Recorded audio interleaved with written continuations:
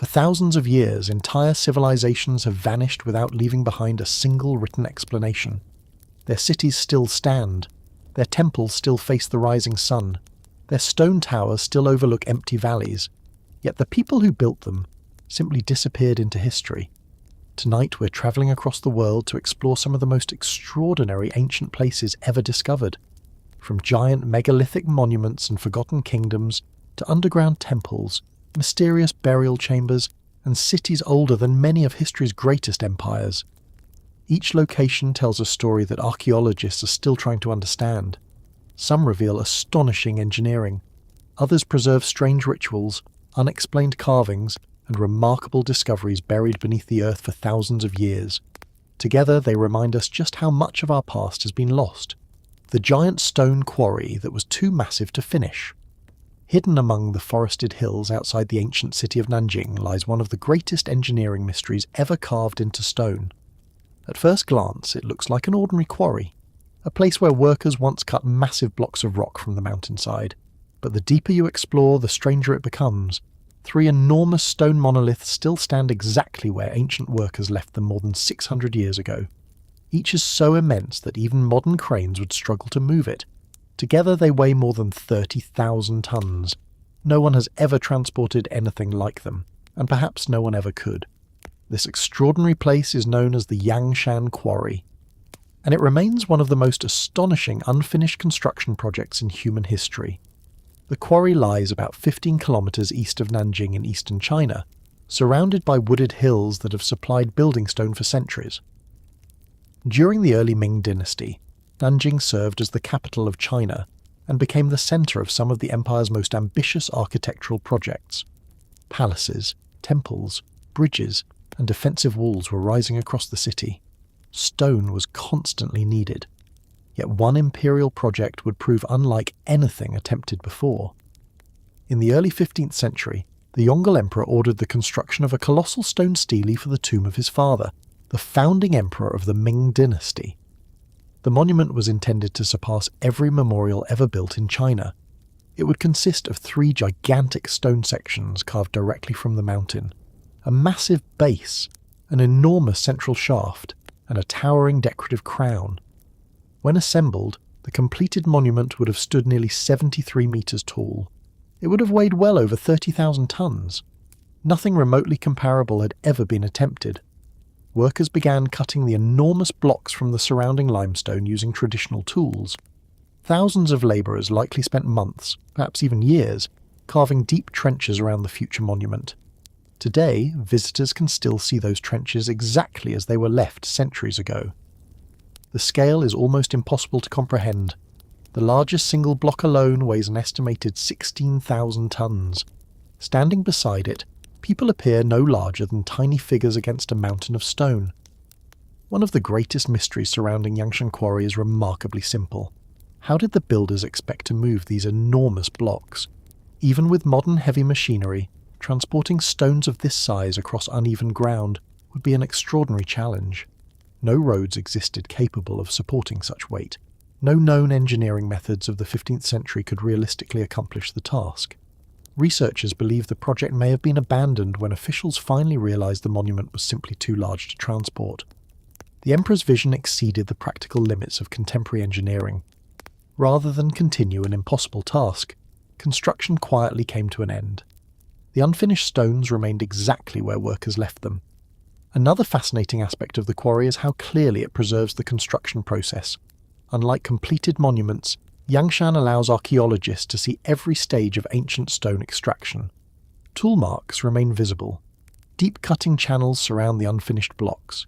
Even the sequence of carving can still be reconstructed by studying the exposed rock. It is like stepping into a workshop where the workers unexpectedly walked away and never returned. The surrounding landscape adds to the sense of mystery. Dense forests now cover much of the hillside. Birdsong echoes across the abandoned quarry. Nature has slowly reclaimed the site while the unfinished monoliths remain frozen in time. Few places demonstrate the limits of ancient ambition so dramatically. The quarry also reminds us that not every great project in history succeeded. Many civilizations are remembered for the monuments they completed. Yangshan tells a different story. It preserves an extraordinary dream that was simply too ambitious to achieve. Sometimes the unfinished monuments reveal even more than the completed ones.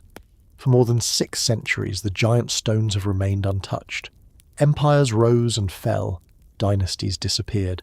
Modern cities expanded around them, yet the enormous blocks still wait beneath the hills, exactly where Ming Dynasty workers abandoned them. The ancient stone tombs hidden in Kerala's misty mountains. High in the mist-covered mountains of southern India, hidden among forests, grasslands and winding mountain trails, stand hundreds of ancient stone tombs that have watched over the landscape for thousands of years.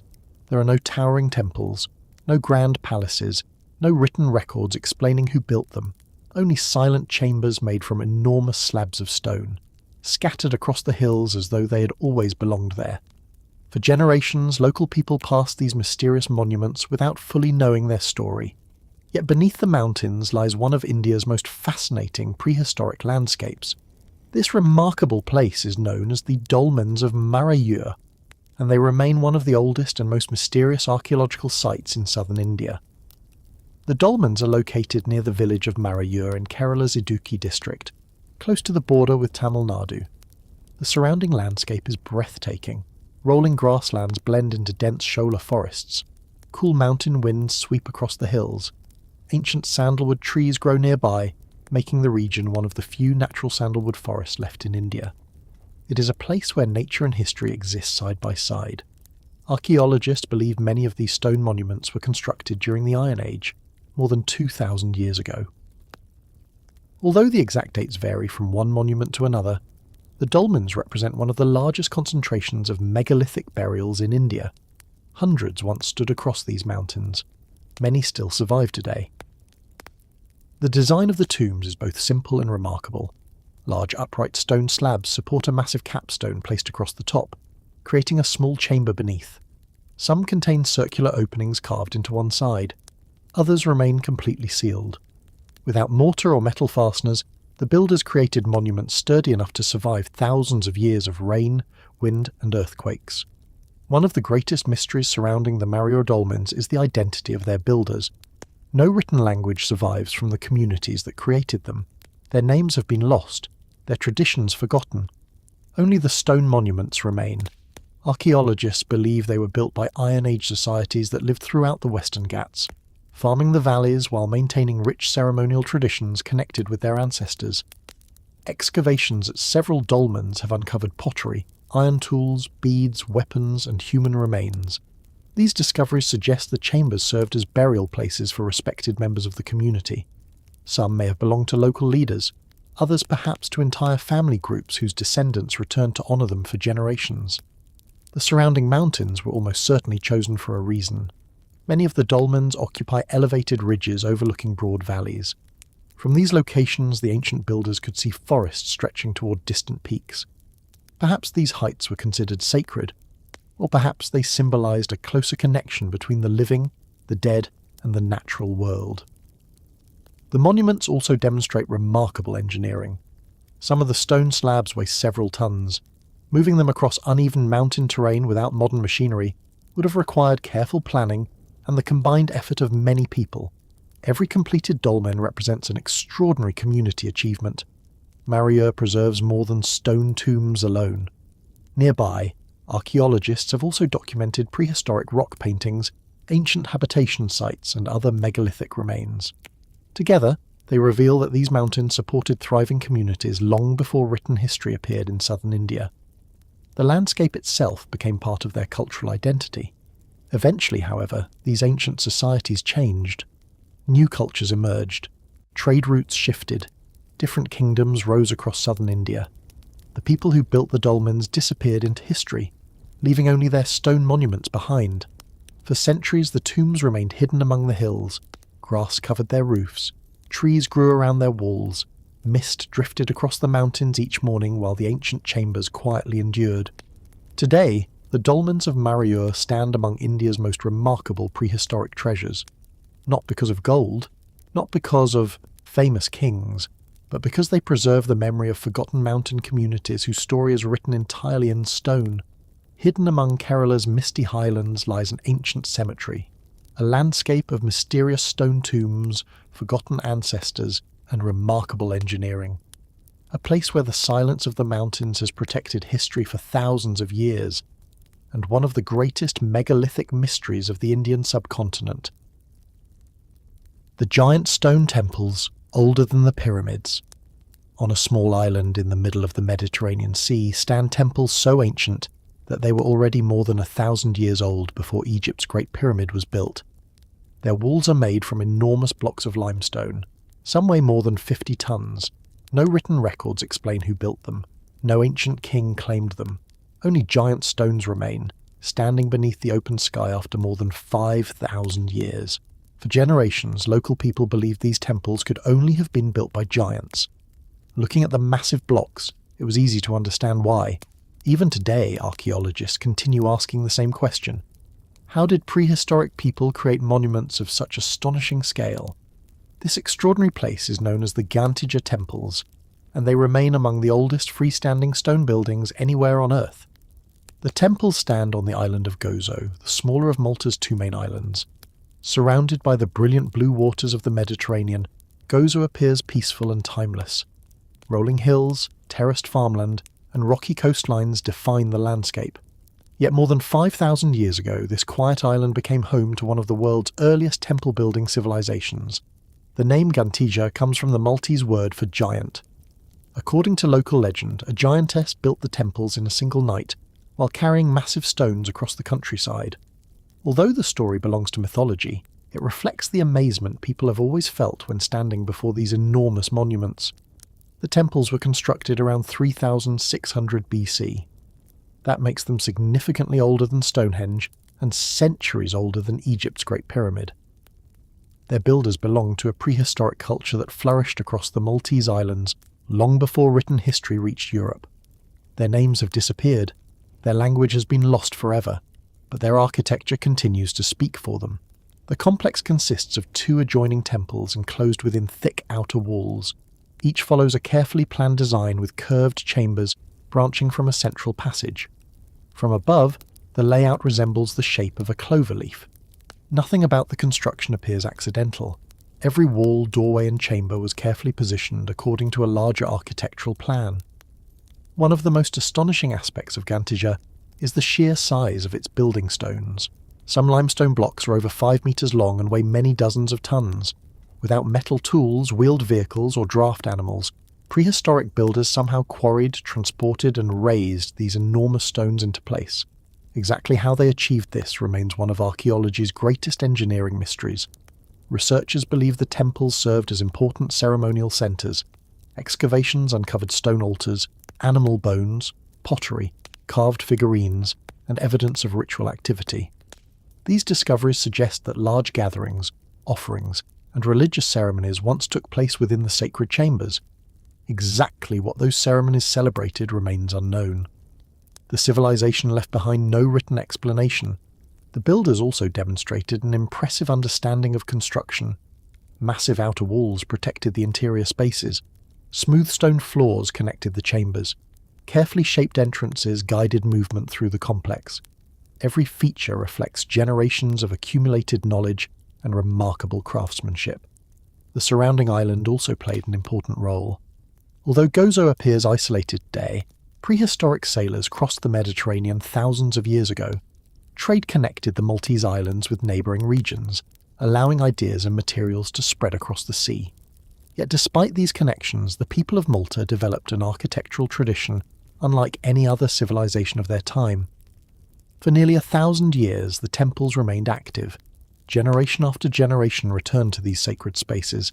Then, for reasons archaeologists still debate, the civilization that built them disappeared. The temples were abandoned, the ceremonies ended. Wind and rain slowly weathered the giant stones, but the monuments endured. For thousands of years, they overlooked the Mediterranean in silence.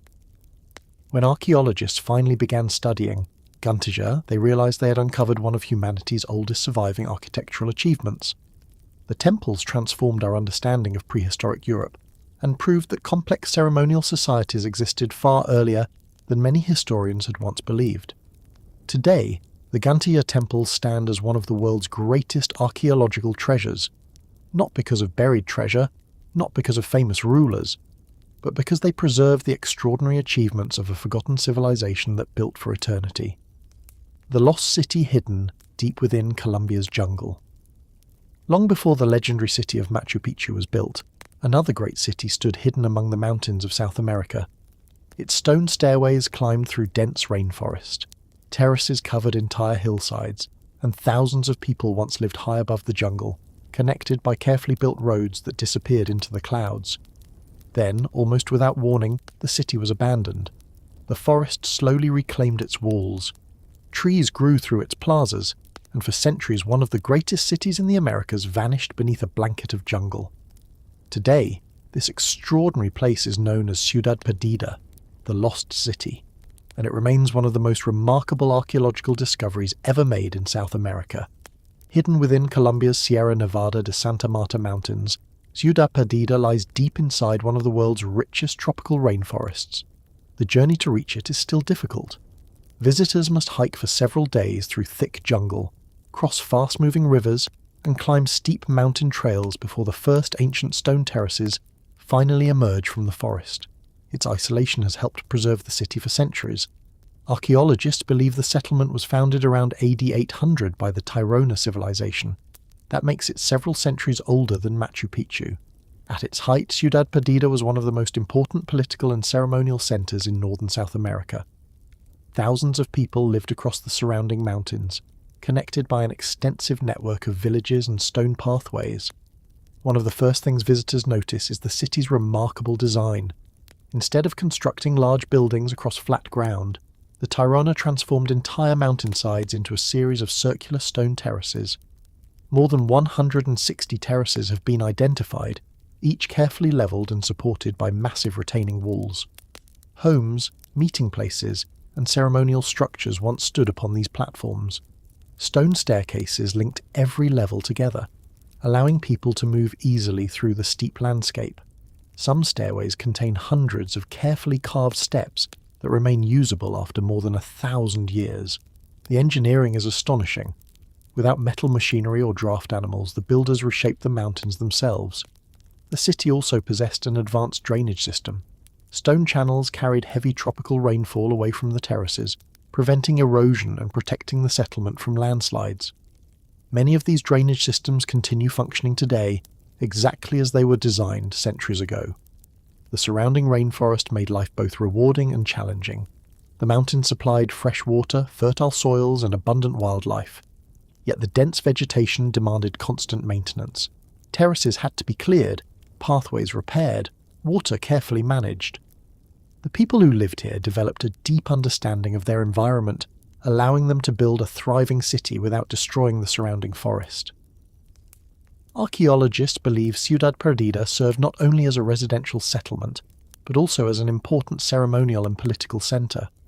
Community leaders, religious figures, skilled craftsmen, and traders likely gathered here, while goods moved between mountain villages and Caribbean coastal communities.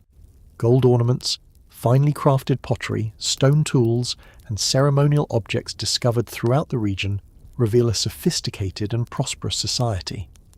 Yet despite its success, the city was eventually abandoned during the 16th century.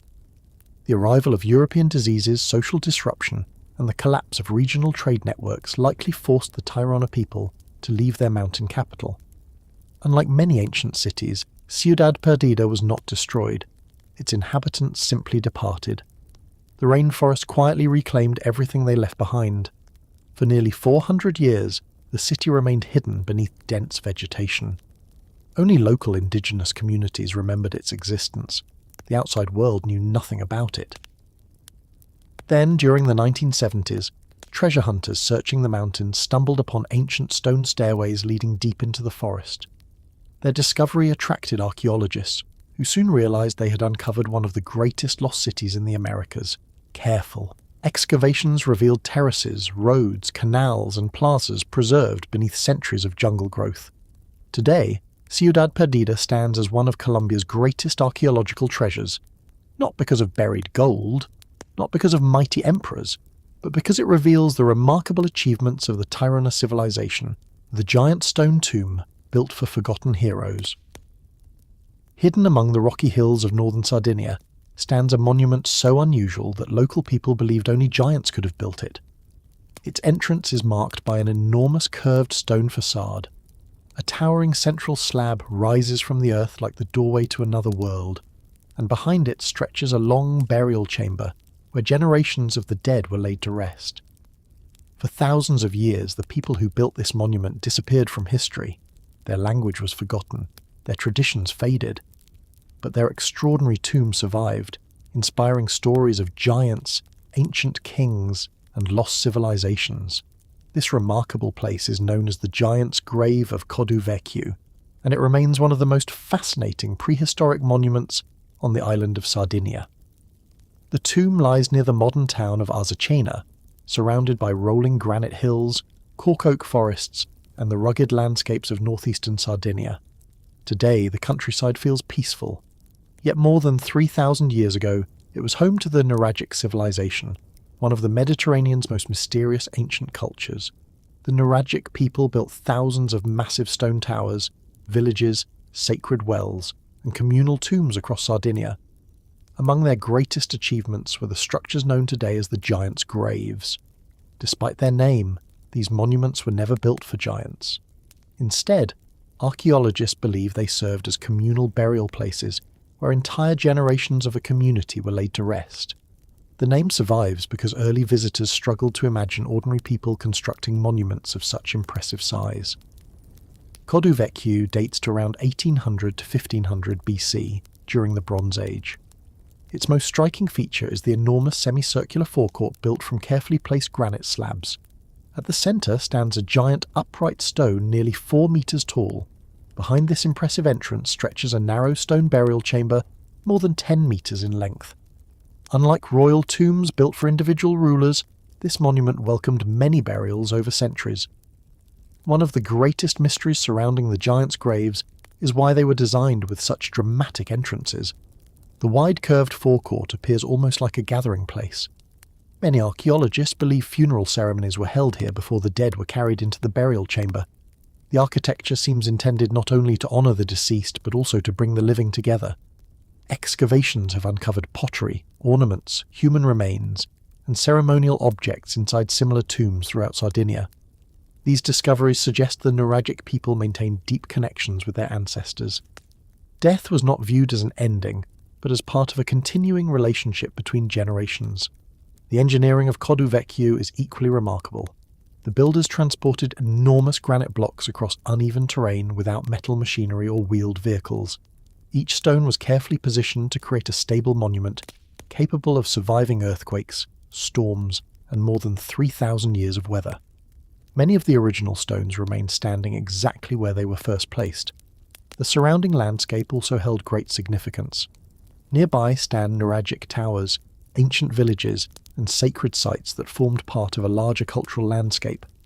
Rather than existing in isolation, the Giant's Grave belonged to a thriving community whose daily lives revolved around farming, herding, trade, and ceremony.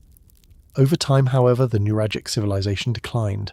New peoples arrived on Sardinia. Ancient traditions slowly disappeared. The great communal tombs were abandoned, while soil, grass, and wild vegetation gradually covered the ancient monuments. Only local legends preserved memories of the mysterious builders. When archaeologists finally began excavating Coduvecchio, they uncovered one of the finest examples of Nuragic funerary architecture ever discovered. The monument offered rare insight into a civilization that left behind no written language, but created some of Europe's most remarkable prehistoric structures.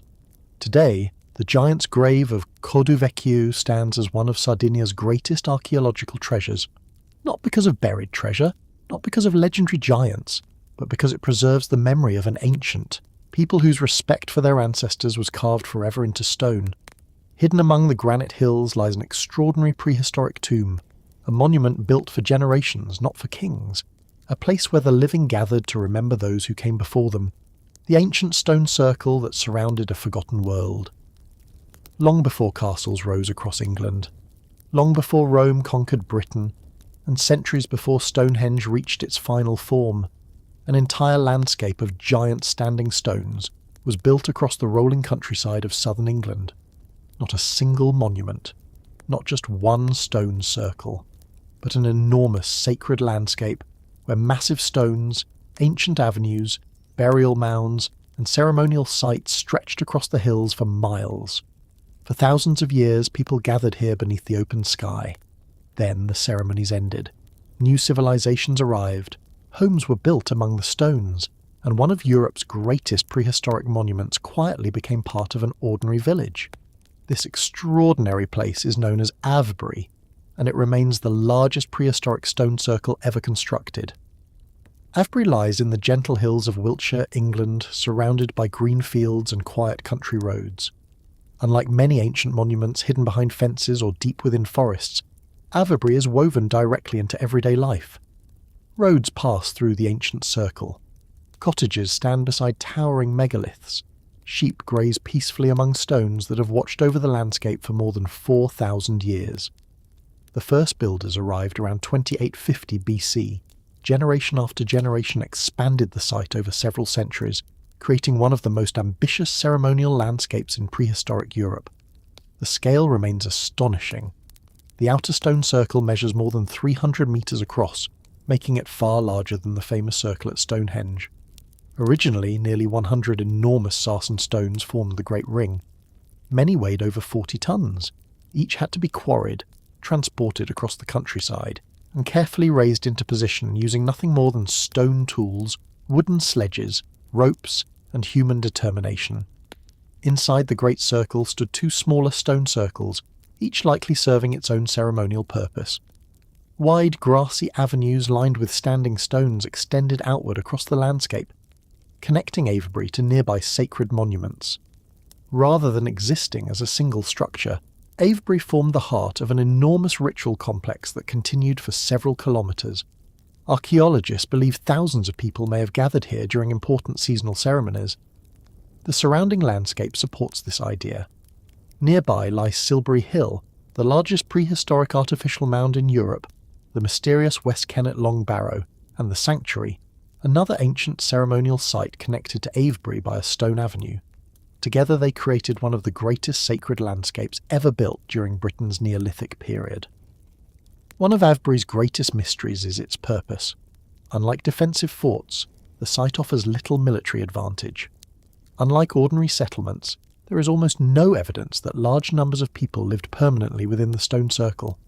Instead, researchers believe Avebury functioned as a ceremonial gathering place where distant communities met to celebrate seasonal events, honour ancestors, exchange goods, and strengthen social ties.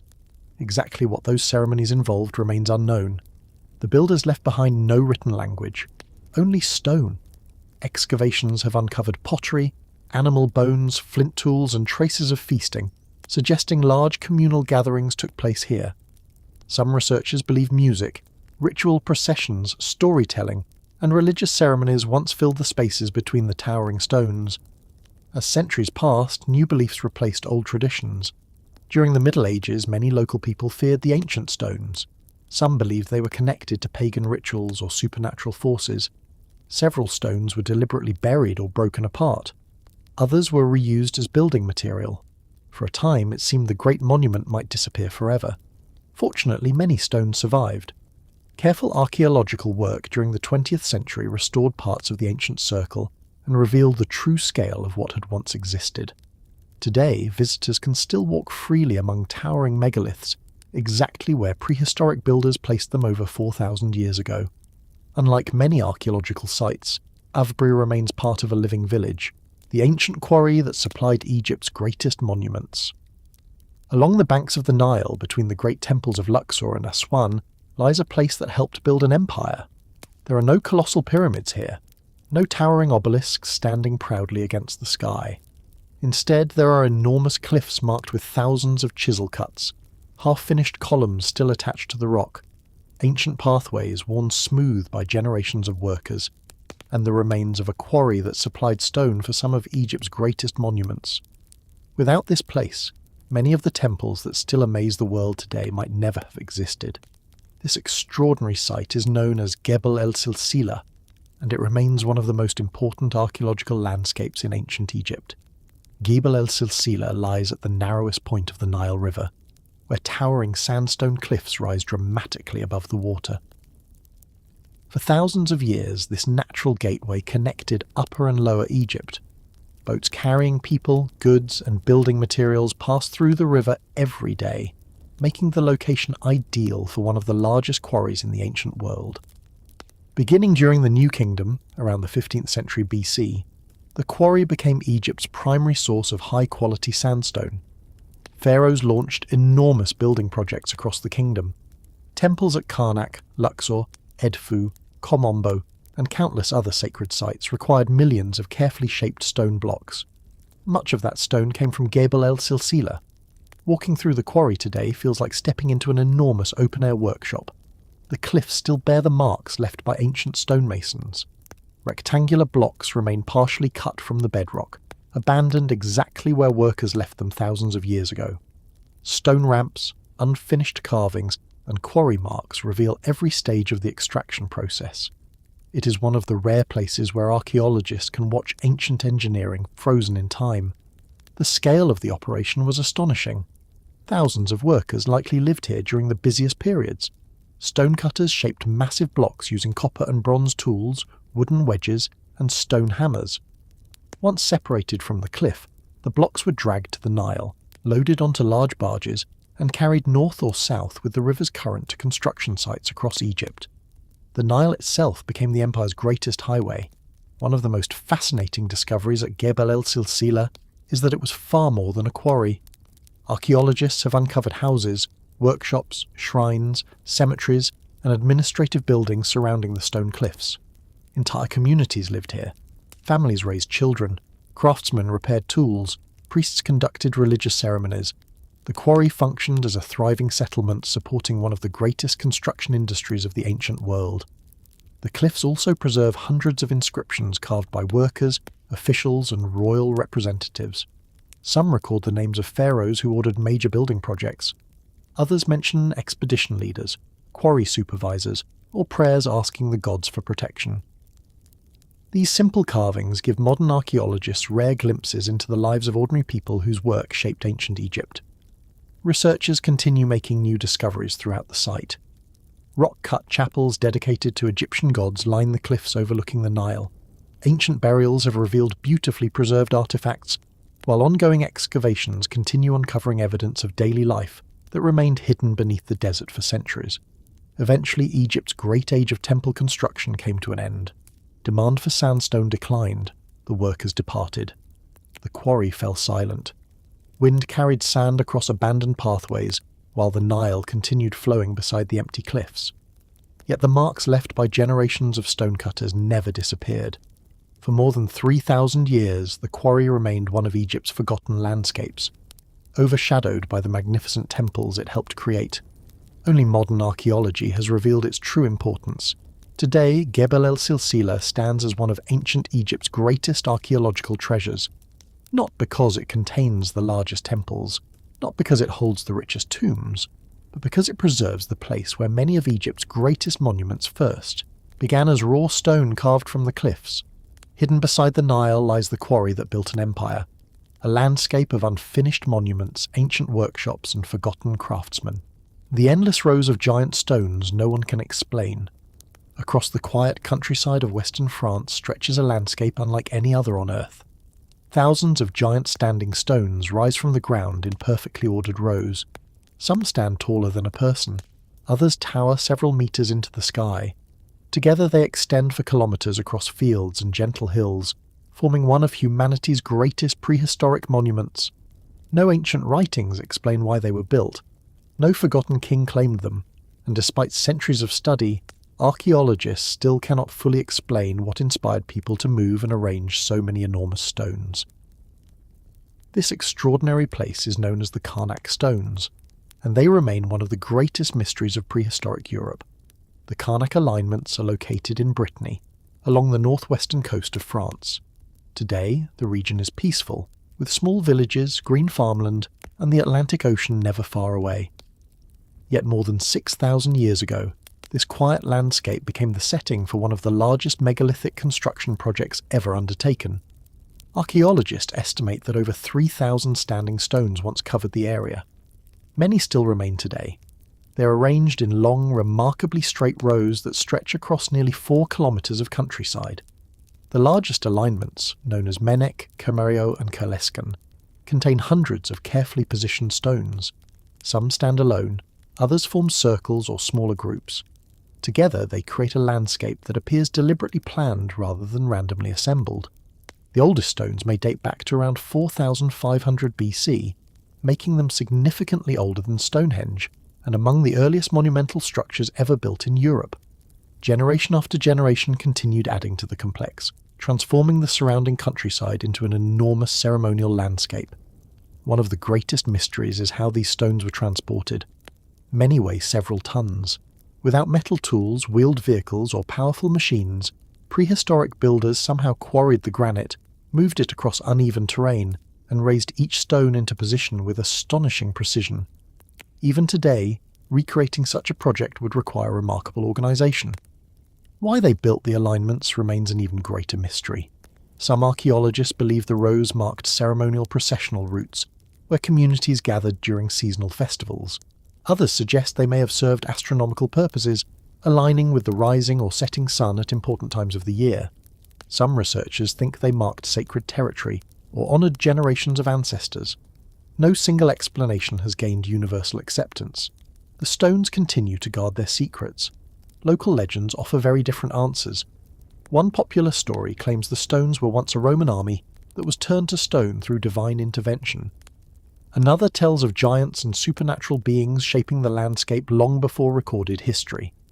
Although these stories belong to folklore rather than archaeology, they reflect the deep sense of mystery the monuments have inspired for centuries. Excavations around Carnac have uncovered pottery, polished stone axes, burial mounds, and traces of nearby settlements. These discoveries suggest that the stone rows formed part of a much larger prehistoric landscape filled with tombs, villages, and ceremonial monuments. Rather than existing in isolation, Carnac may have served as the heart of an entire sacred region. The builders clearly possessed remarkable engineering knowledge. Each stone had to be carefully balanced within deep foundation pits before being raised upright. The long alignments required planning across vast distances. Without written plans or modern surveying equipment, prehistoric communities created a monument whose scale still amazes visitors today. Eventually, however, the ceremonies ended. The people who built the alignments disappeared into history.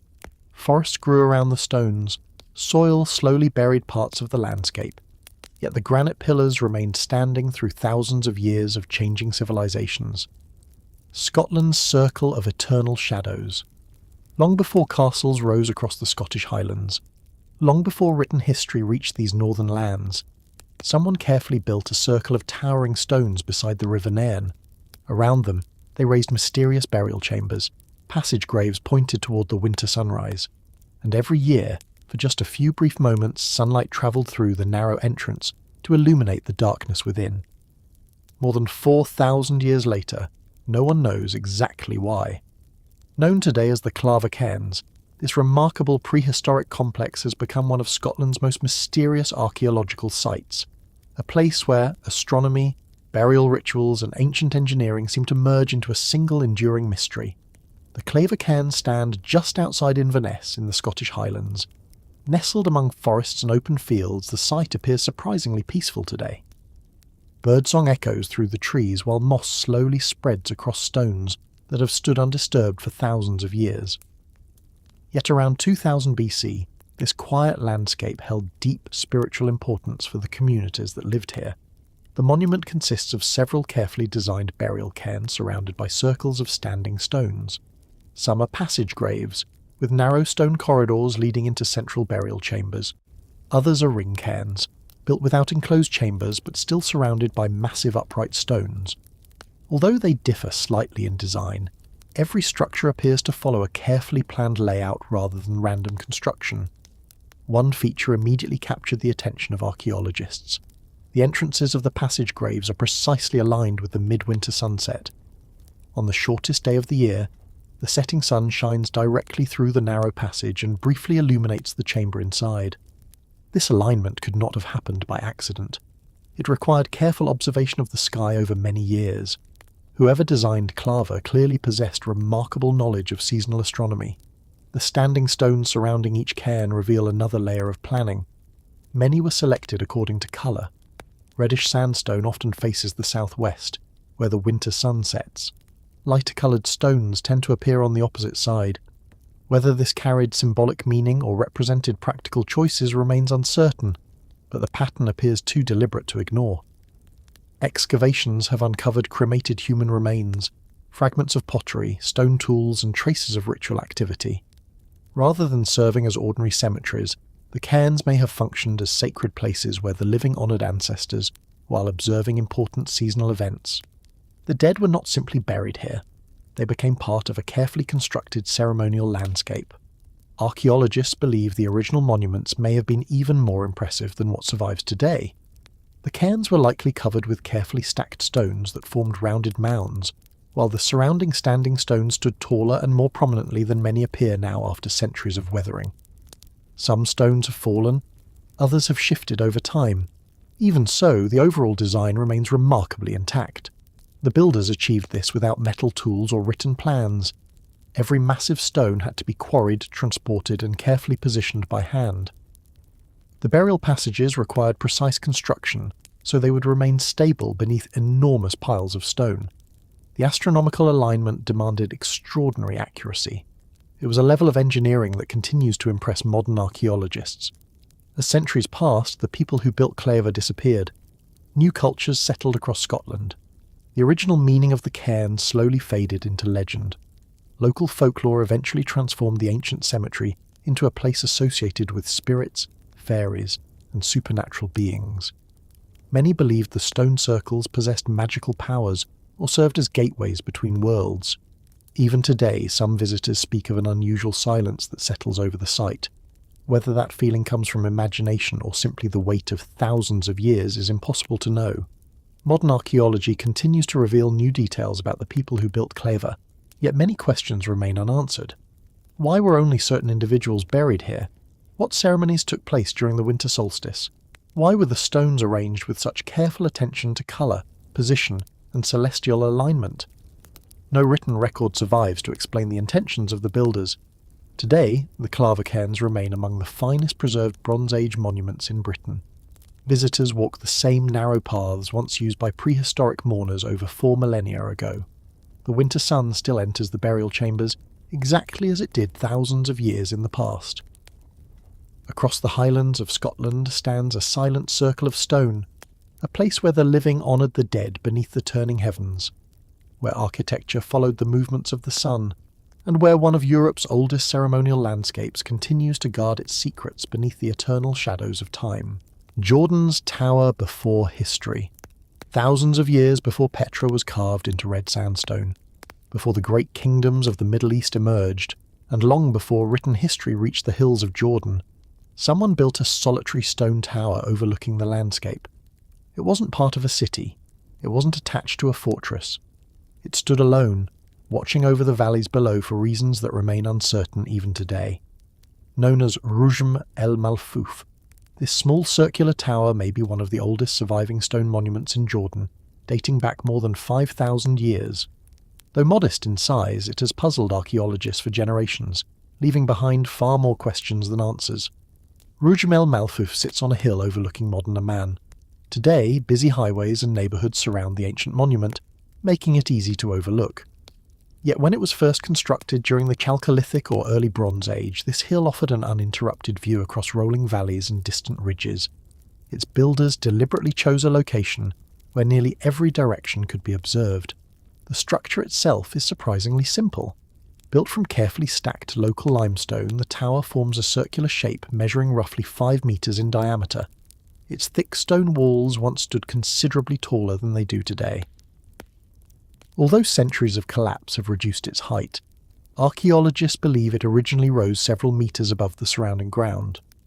Unlike later military watchtowers, Rujm el Malfouf contains no obvious defensive walls or nearby settlement. There are no large houses clustered around its base, no palace, no marketplace, no city gates. Instead, the tower appears almost isolated, standing quietly on the hill as though it served a very different purpose from the castles and fortresses that would appear thousands of years later. Its age makes the mystery even greater. Radiocarbon evidence and associated pottery suggest the tower was built around the late 4th millennium BC, during a period when communities across the Levant were slowly transitioning from small farming villages toward increasingly organised societies. Stone architecture was becoming more ambitious, but monumental towers like this remained exceptionally rare. Why invest so much labour into a single circular building? One possibility is that it functioned as a watchtower. From its elevated position, observers could have monitored herds, trade routes, or approaching travellers across the surrounding countryside. The high ground would certainly have offered excellent visibility. Yet if defence was its primary purpose, archaeologists would expect stronger fortifications or nearby settlements, neither of which have been clearly identified. Another theory suggests the tower played a ceremonial role. Throughout prehistory, elevated locations often carried religious significance. Standing above the landscape may have symbolised a closer connection to the heavens or served as a gathering place for rituals performed by local communities. The circular design itself may also have held symbolic meaning, although no written records survive to explain it. Some researchers believe Rujimel Malfouf could have marked territory. As farming expanded across the region, communities may have built visible stone monuments to define the land they occupied. A tall stone tower placed on a prominent hill would have been visible from great distances, silently announcing the presence of those who controlled the surrounding fields and pastures. Excavations around the monument have uncovered fragments of pottery, stone tools, and traces of ancient occupation, but remarkably little evidence that explains the tower's exact function.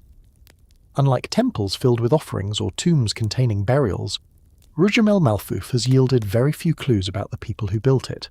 The monument seems almost deliberately silent. Its construction, however, demonstrates impressive engineering. Without cranes, mortar, or metal tools, prehistoric builders carefully selected limestone blocks and stacked them into thick circular walls capable of surviving for over 5,000 years. Every stone had to be quarried nearby, transported uphill, and precisely positioned by hand. The fact that so much effort was invested in a relatively small structure suggests it held considerable importance for the community that created it. Over the centuries, new civilizations arrived in Jordan. The Ammonites established kingdoms nearby. The Nabateans carved Petra into sandstone cliffs. The Romans built roads, theatres, and great cities across the region. Empires rose and disappeared around the lonely tower. Yet Rujimel Malfouf remained standing, quietly witnessing thousands of years of history unfold around it. The giant stone that fell before memory. Across the windswept coast of western France lies the broken remains of a monument so enormous that it still challenges belief. Today it rests in 4 massive pieces scattered across the ground. But thousands of years ago this single block of granite stood upright, towering above the surrounding landscape like a stone lighthouse visible for miles. It weighed more than 300 tons. It stood over 20 metres tall, and for generations it was likely the tallest standing stone ever raised by prehistoric people. Then, sometime in the distant past, it fell. No one knows exactly why. No written record survives to explain what happened. Only the broken giant remains.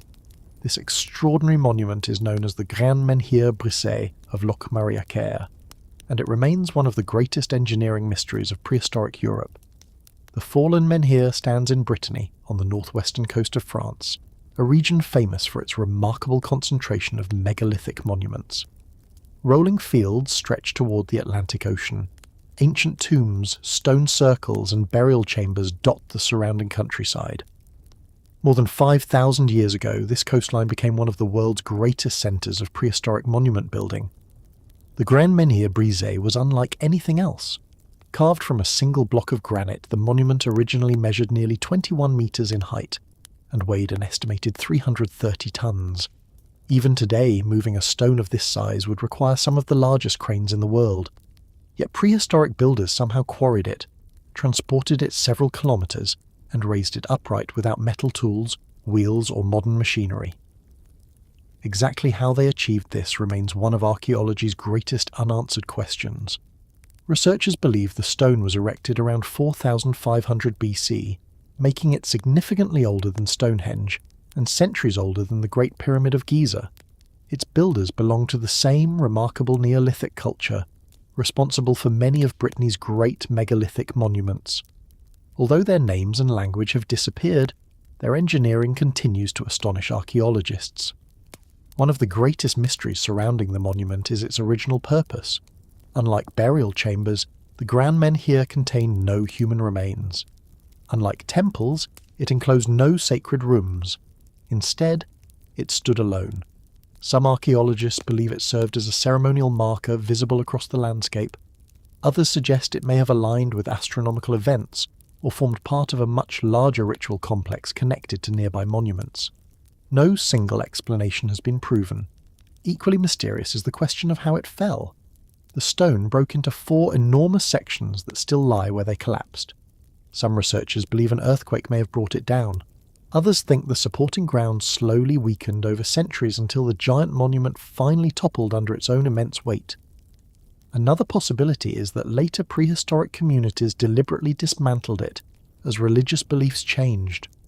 Without written evidence, its collapse remains one of Europe's oldest unsolved archaeological mysteries. The surrounding landscape offers important clues.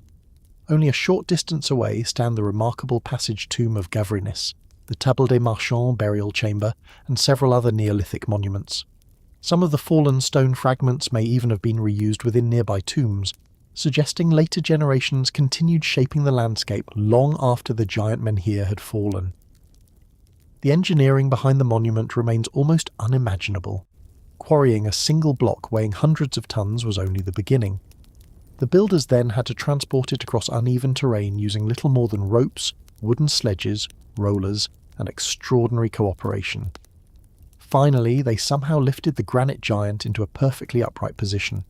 Even today, archaeologists continue debating exactly how such an achievement was possible. For thousands of years, the broken monument lay quietly across the Breton countryside. Empires rose and disappeared. Languages changed. Religions came and went. Yet the giant stone remained exactly where it had fallen, preserving one of humanity's earliest engineering triumphs. Today, the Grand Menhir Brisé stands as one of the greatest prehistoric monuments ever created. Not because it still stands tall, but because even in its broken state it reminds us that prehistoric builders were capable of achievements once thought impossible. Scattered across the fields of Brittany lies the fallen giant, a single stone that once reached toward the sky, a monument whose builders vanished before history began, and one of the greatest engineering mysteries the ancient world has ever left behind. The ancient village that changed humanity forever. Hidden beneath the rolling hills of southeastern Turkey lies a village that quietly transformed the course of human history. There are no giant pyramids here, no magnificent palaces, no legendary kings whose names echo through history. Instead, archaeologists uncovered something even more extraordinary. Simple stone houses, carefully planned streets, the world's earliest experiments with farming, and some of the first permanent communities ever built. Long before cities existed, long before writing was invented, the people of Çayönü were already changing the way humanity lived. This remarkable place is known as Çayönü, and it remains one of the most important archaeological discoveries ever made. Çayönü is located near the Taurus Mountains in southeastern Turkey, not far from the upper reaches of the Tigris River. Today, the surrounding countryside is peaceful, filled with fertile fields and gentle hills. Yet nearly 10,000 years ago, this landscape became one of the birthplaces of settled human civilization. The village was founded around 8,800 BC, during the pre-pottery Neolithic period. At that time, most people across the world still survived by hunting wild animals and gathering seasonal plants. Communities moved frequently, following food and changing weather. Permanent villages were extremely rare, but something different was happening at Çayönü. Generation after generation chose to remain in one place. Instead of following migrating herds, they began building lasting homes and shaping the land around them. Archaeologists have uncovered an astonishing sequence of houses that reveal how architecture evolved over centuries. The earliest homes were small and simple.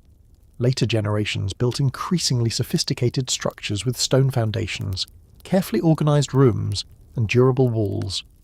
Each new building reflected improvements learned from those that came before it. Few archaeological sites allow researchers to watch human settlement evolve so clearly through time. Perhaps the most remarkable discovery is the evidence for early farming. The people of Çayönü gradually shifted from collecting wild plants to cultivating crops such as wheat and barley. They also began managing animals, including sheep, goats, and pigs. Rather than simply adapting to nature, they were beginning to reshape it. This transformation marked one of the greatest turning points in human history. The village also reveals surprising signs of social organisation. Buildings were carefully arranged instead of being scattered randomly. Open spaces may have served as gathering places for the community. Some structures appear to have had special ceremonial purposes rather than serving as ordinary homes. One building, often called the Skull Building, has fascinated archaeologists for decades. Inside, researchers discovered the remains of hundreds of individuals placed in carefully arranged burials. The exact purpose of the structure remains uncertain. Some believe it served as a ceremonial centre where ancestors were honoured. Others think it played an important role in community rituals. Whatever its function, it demonstrates that the people of Çayönü had already developed complex social and spiritual traditions. Excavations have uncovered polished stone tools, bone needles, ornaments, beads, grinding stones, and beautifully crafted objects that reveal remarkable skill. Trade networks also connected the village to distant communities. Obsidian from volcanic regions hundreds of kilometers away reached Çayönü, showing that even these early farmers participated in long-distance exchange. The people here were not isolated pioneers. They formed part of a growing network of Neolithic societies transforming the ancient Near East. The surrounding landscape offered everything needed for survival. Fresh water flowed nearby. Wild plants covered the valleys. Game animals roamed the hills. Over time, however, the villagers relied less on nature alone and more on the crops and animals they carefully managed themselves. It was a quiet revolution that would eventually spread across continents. As centuries passed, the settlement changed once again. Buildings were rebuilt, communities evolved, new traditions emerged. Eventually, the village was abandoned as population shifted and newer settlements appeared elsewhere. The mud brick walls slowly collapsed. Soil buried the ancient streets, the ancient passage that welcomed the rising sun. Beneath a grassy hill on a small island in the English Channel lies a stone passage older than the pyramids of Egypt. For thousands of years, it has remained hidden beneath the earth. Its narrow corridor leads deep into darkness. Its massive stone chamber has stood almost unchanged since the Neolithic age. And every year, on just a few special mornings, the rising sun shines through the entrance, travelling the entire length of the passage to illuminate the chamber within. It is a breathtaking event that prehistoric builders somehow planned more than 5,000 years ago. This remarkable monument is known as Lixus, and it remains one of Europe's oldest and most extraordinary archaeological treasures. Lixus stands on the island of Jersey, nestled between the coasts of England and France. Today, the surrounding countryside is quiet, with green fields stretching toward the sea. At first glance, the grassy mound appears almost natural. Few visitors realise that hidden beneath it lies one of the best preserved Neolithic passage graves anywhere in the world. Archaeologists believe the monument was built around 4000 BC. That makes it significantly older than Stonehenge and centuries older than the Great Pyramid of Giza. The people who built it belonged to early farming communities that had recently settled across Western Europe. Although they left behind no written language, they possessed remarkable knowledge of engineering, astronomy, and monumental construction. The heart of Lixus is its long stone passage. Measuring nearly 20 metres in length, the narrow corridor leads visitors through massive upright stones before reaching a carefully constructed burial chamber at the centre of the mound. Every slab had to be quarried, transported and raised without metal tools or wheeled vehicles. It was an extraordinary achievement for such an early society. One of the monument's greatest mysteries is its alignment with the sun. During the spring and autumn equinoxes, the rising sun enters the narrow passage and shines directly into the inner chamber. The effect lasts only a few moments, yet it could not have happened by accident. The builders carefully positioned the entire monument according to the movements of the heavens.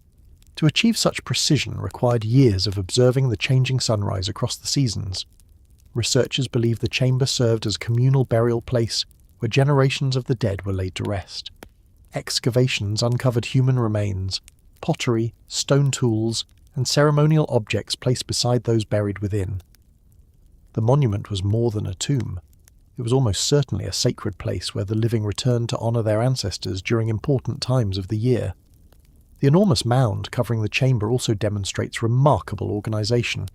Thousands of tons of earth and stone were carefully piled over the passage, protecting it from weather for more than 5 millennia. Without this protective covering, the monument might never have survived. Its builders created a structure designed to endure for generations yet unborn. Centuries after the original builders disappeared, new people arrived on Jersey. During the medieval period, 2 Christian chapels were constructed on top of the ancient mound, creating one of the most unusual historical landscapes in Europe. The prehistoric tomb remained below while newer places of worship rose above it. The site became a bridge connecting thousands of years of changing beliefs. The surrounding island also played an important role in prehistoric life. Although Jersey is separated from mainland Europe today, lower sea levels during parts of prehistory created different landscapes and easier connections with neighbouring regions. Ideas, people, and traditions travelled across these ancient routes, helping spread monumental architecture throughout Western Europe. For thousands of years, La Hougue-Bie remained remarkably well preserved beneath its grassy hill. While many ancient monuments were dismantled or damaged, the hidden passage quietly survived beneath layers of earth, waiting for archaeologists to uncover its story.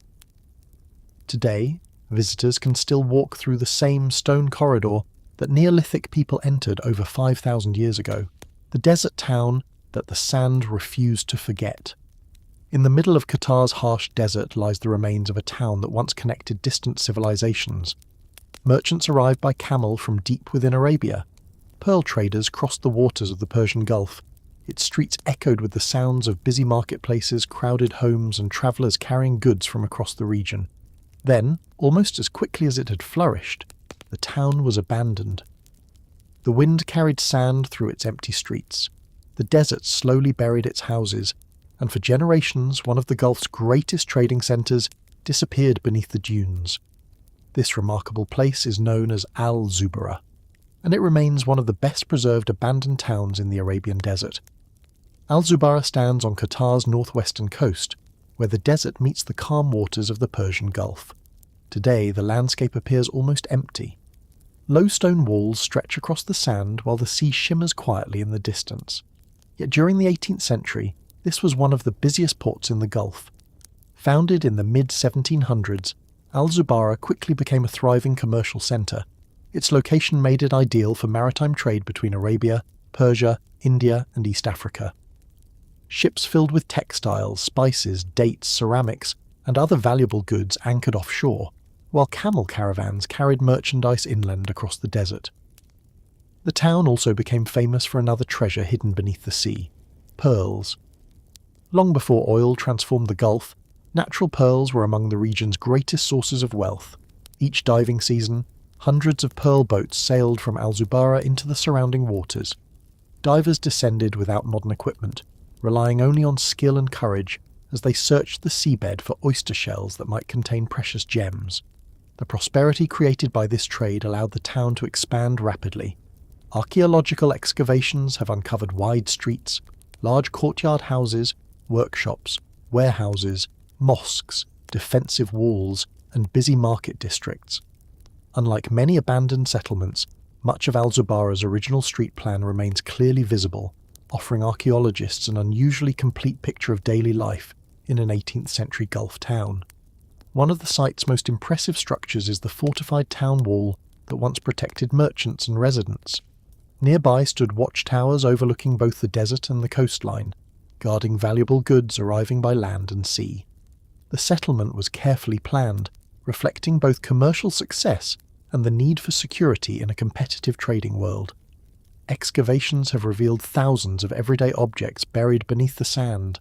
Chinese porcelain, Persian ceramics, glass vessels, copper coins, fishing equipment, jewellery, and imported goods tell the story of a town connected to international trade far beyond the Arabian Peninsula. Each discovery reveals how people from different cultures exchange products, ideas, and traditions within these desert streets. Yet prosperity did not last forever. Political conflicts, shifting trade routes, and regional instability gradually weakened the town. By the early 19th century, Al-Zubarah had been attacked and largely abandoned. The bustling markets fell silent. Families departed. The pearl fleets moved elsewhere. Unlike many ancient cities that were rebuilt, Al-Zubarah remained empty. The desert quietly reclaimed it. Ironically, the same sand that buried the town also preserved it. Walls collapsed slowly, rather than being dismantled. Buildings remained hidden beneath layers of drifting dunes for generations. When archaeologists began excavating the site, they uncovered one of the best-preserved historic towns anywhere in the Gulf. Today, visitors can still walk along the original streets where merchants once negotiated prices and pearl traders prepared for dangerous voyages across the sea. The nearby Al-Zubarah fort, built in the 20th century, now overlooks the archaeological site, protecting the memory of a town that once stood at the heart of regional commerce. Today, Al-Zubarah stands as one of the Arabian Peninsula's greatest archaeological treasures, not because of magnificent palaces, not because of mighty empires, but because it preserves the remarkable story of an ordinary town whose success connected deserts, seas, and civilizations, before quietly disappearing beneath the sand. Hidden along Qatar's coastline lies a forgotten trading city, a place of merchants, pearl divers, bustling markets, and silent streets. A town preserved by the very desert that once seemed destined to erase it, and one of the most extraordinary archaeological discoveries in the Middle East. The ancient faces that time almost erased. Hidden beneath the red soils of central Nigeria, archaeologists uncovered hundreds of mysterious clay faces unlike anything else in ancient Africa. Some wear elaborate hairstyles, others display carefully carved jewellery and striking expressions. Every face appears unique, as though it once represented a real person whose story has long been forgotten. For centuries, these remarkable sculptures lay buried beneath the earth. The civilization that created them vanished, its cities disappeared, its language was lost, and one of Africa's earliest great cultures faded almost completely from memory.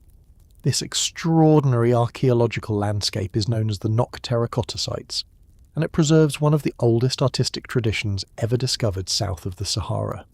The Nok culture flourished across central Nigeria between roughly 1500 BCE and 500 AD.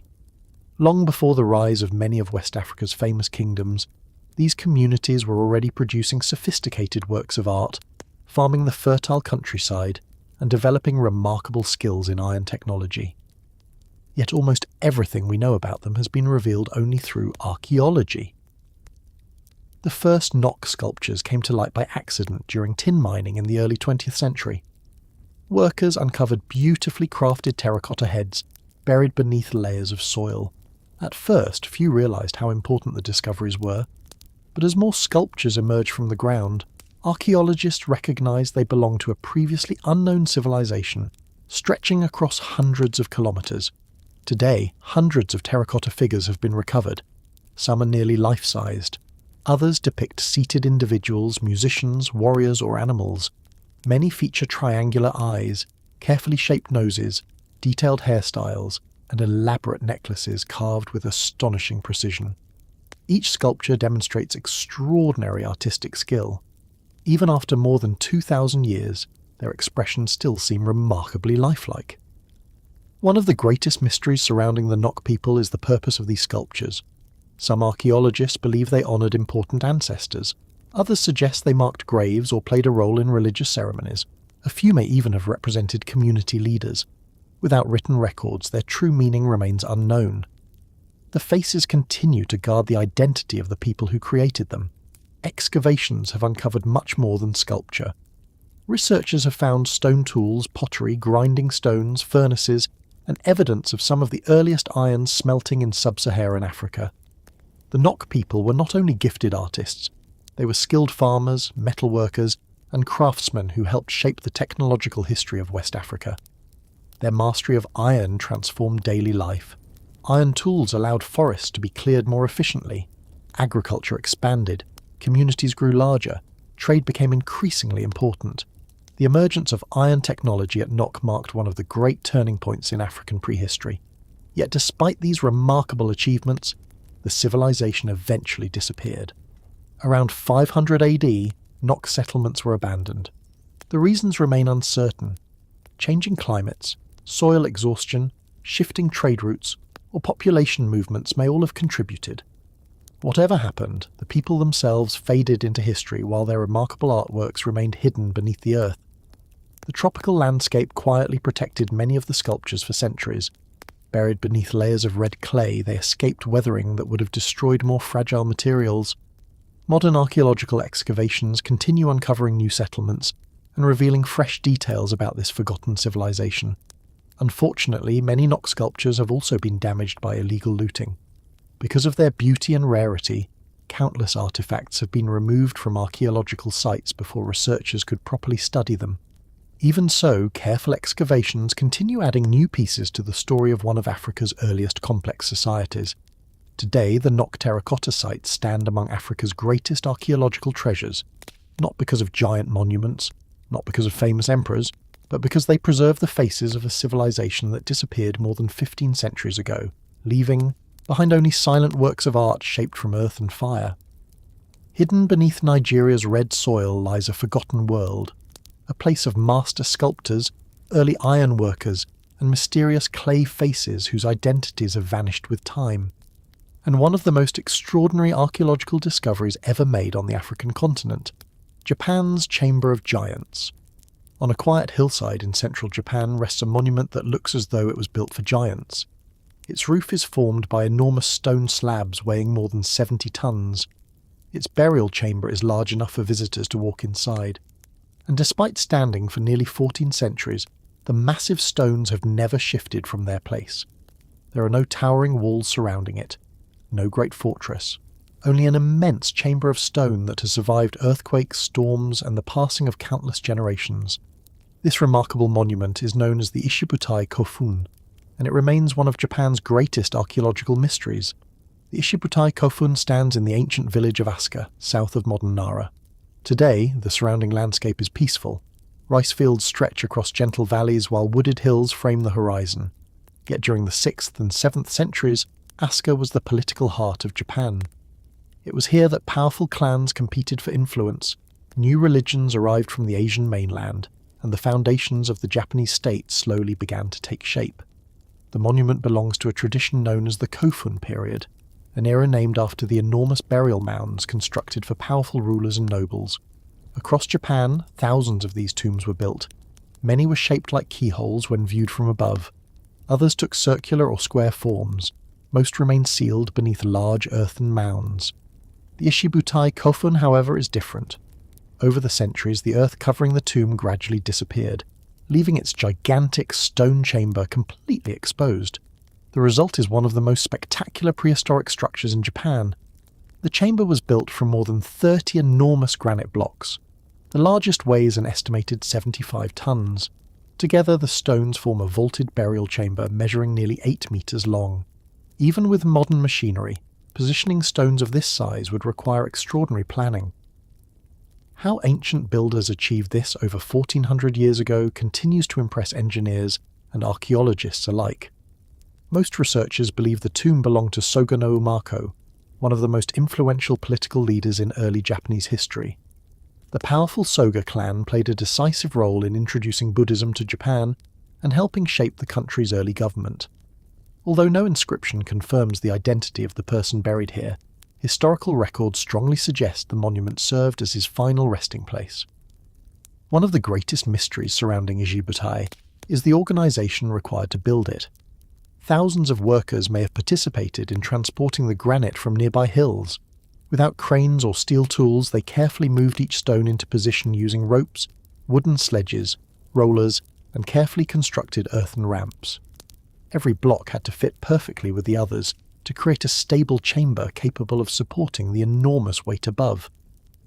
The engineering is astonishing. Excavations around the site have uncovered fragments of stone coffins, decorative paving, drainage channels, and evidence that the original mound was surrounded by carefully arranged stones. The exposed chamber seen today represents only the inner core of what was once a much larger ceremonial monument. The surrounding landscape was equally important. Asuka contained some of Japan's oldest temples, royal palaces, and archaeological sites. Rather than standing alone, the Ishibutai Kofun formed part of a thriving political and ceremonial centre, where decisions that shaped the future of Japan were made. As centuries passed, new capitals were established elsewhere. The importance of Asuka gradually faded. The burial mound covering Ishibutai slowly eroded, exposing the giant chamber beneath. Unlike many ancient tombs hidden underground, this monument became increasingly visible with time. Its enormous stones inspired generations of local legends. Some believed giants must have built it. Others imagined supernatural beings moving the impossible blocks across the hills.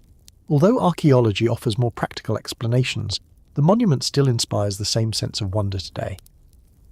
Standing inside the chamber, surrounded by towering slabs of granite, it is difficult not to marvel at the skill and determination of the people who created it.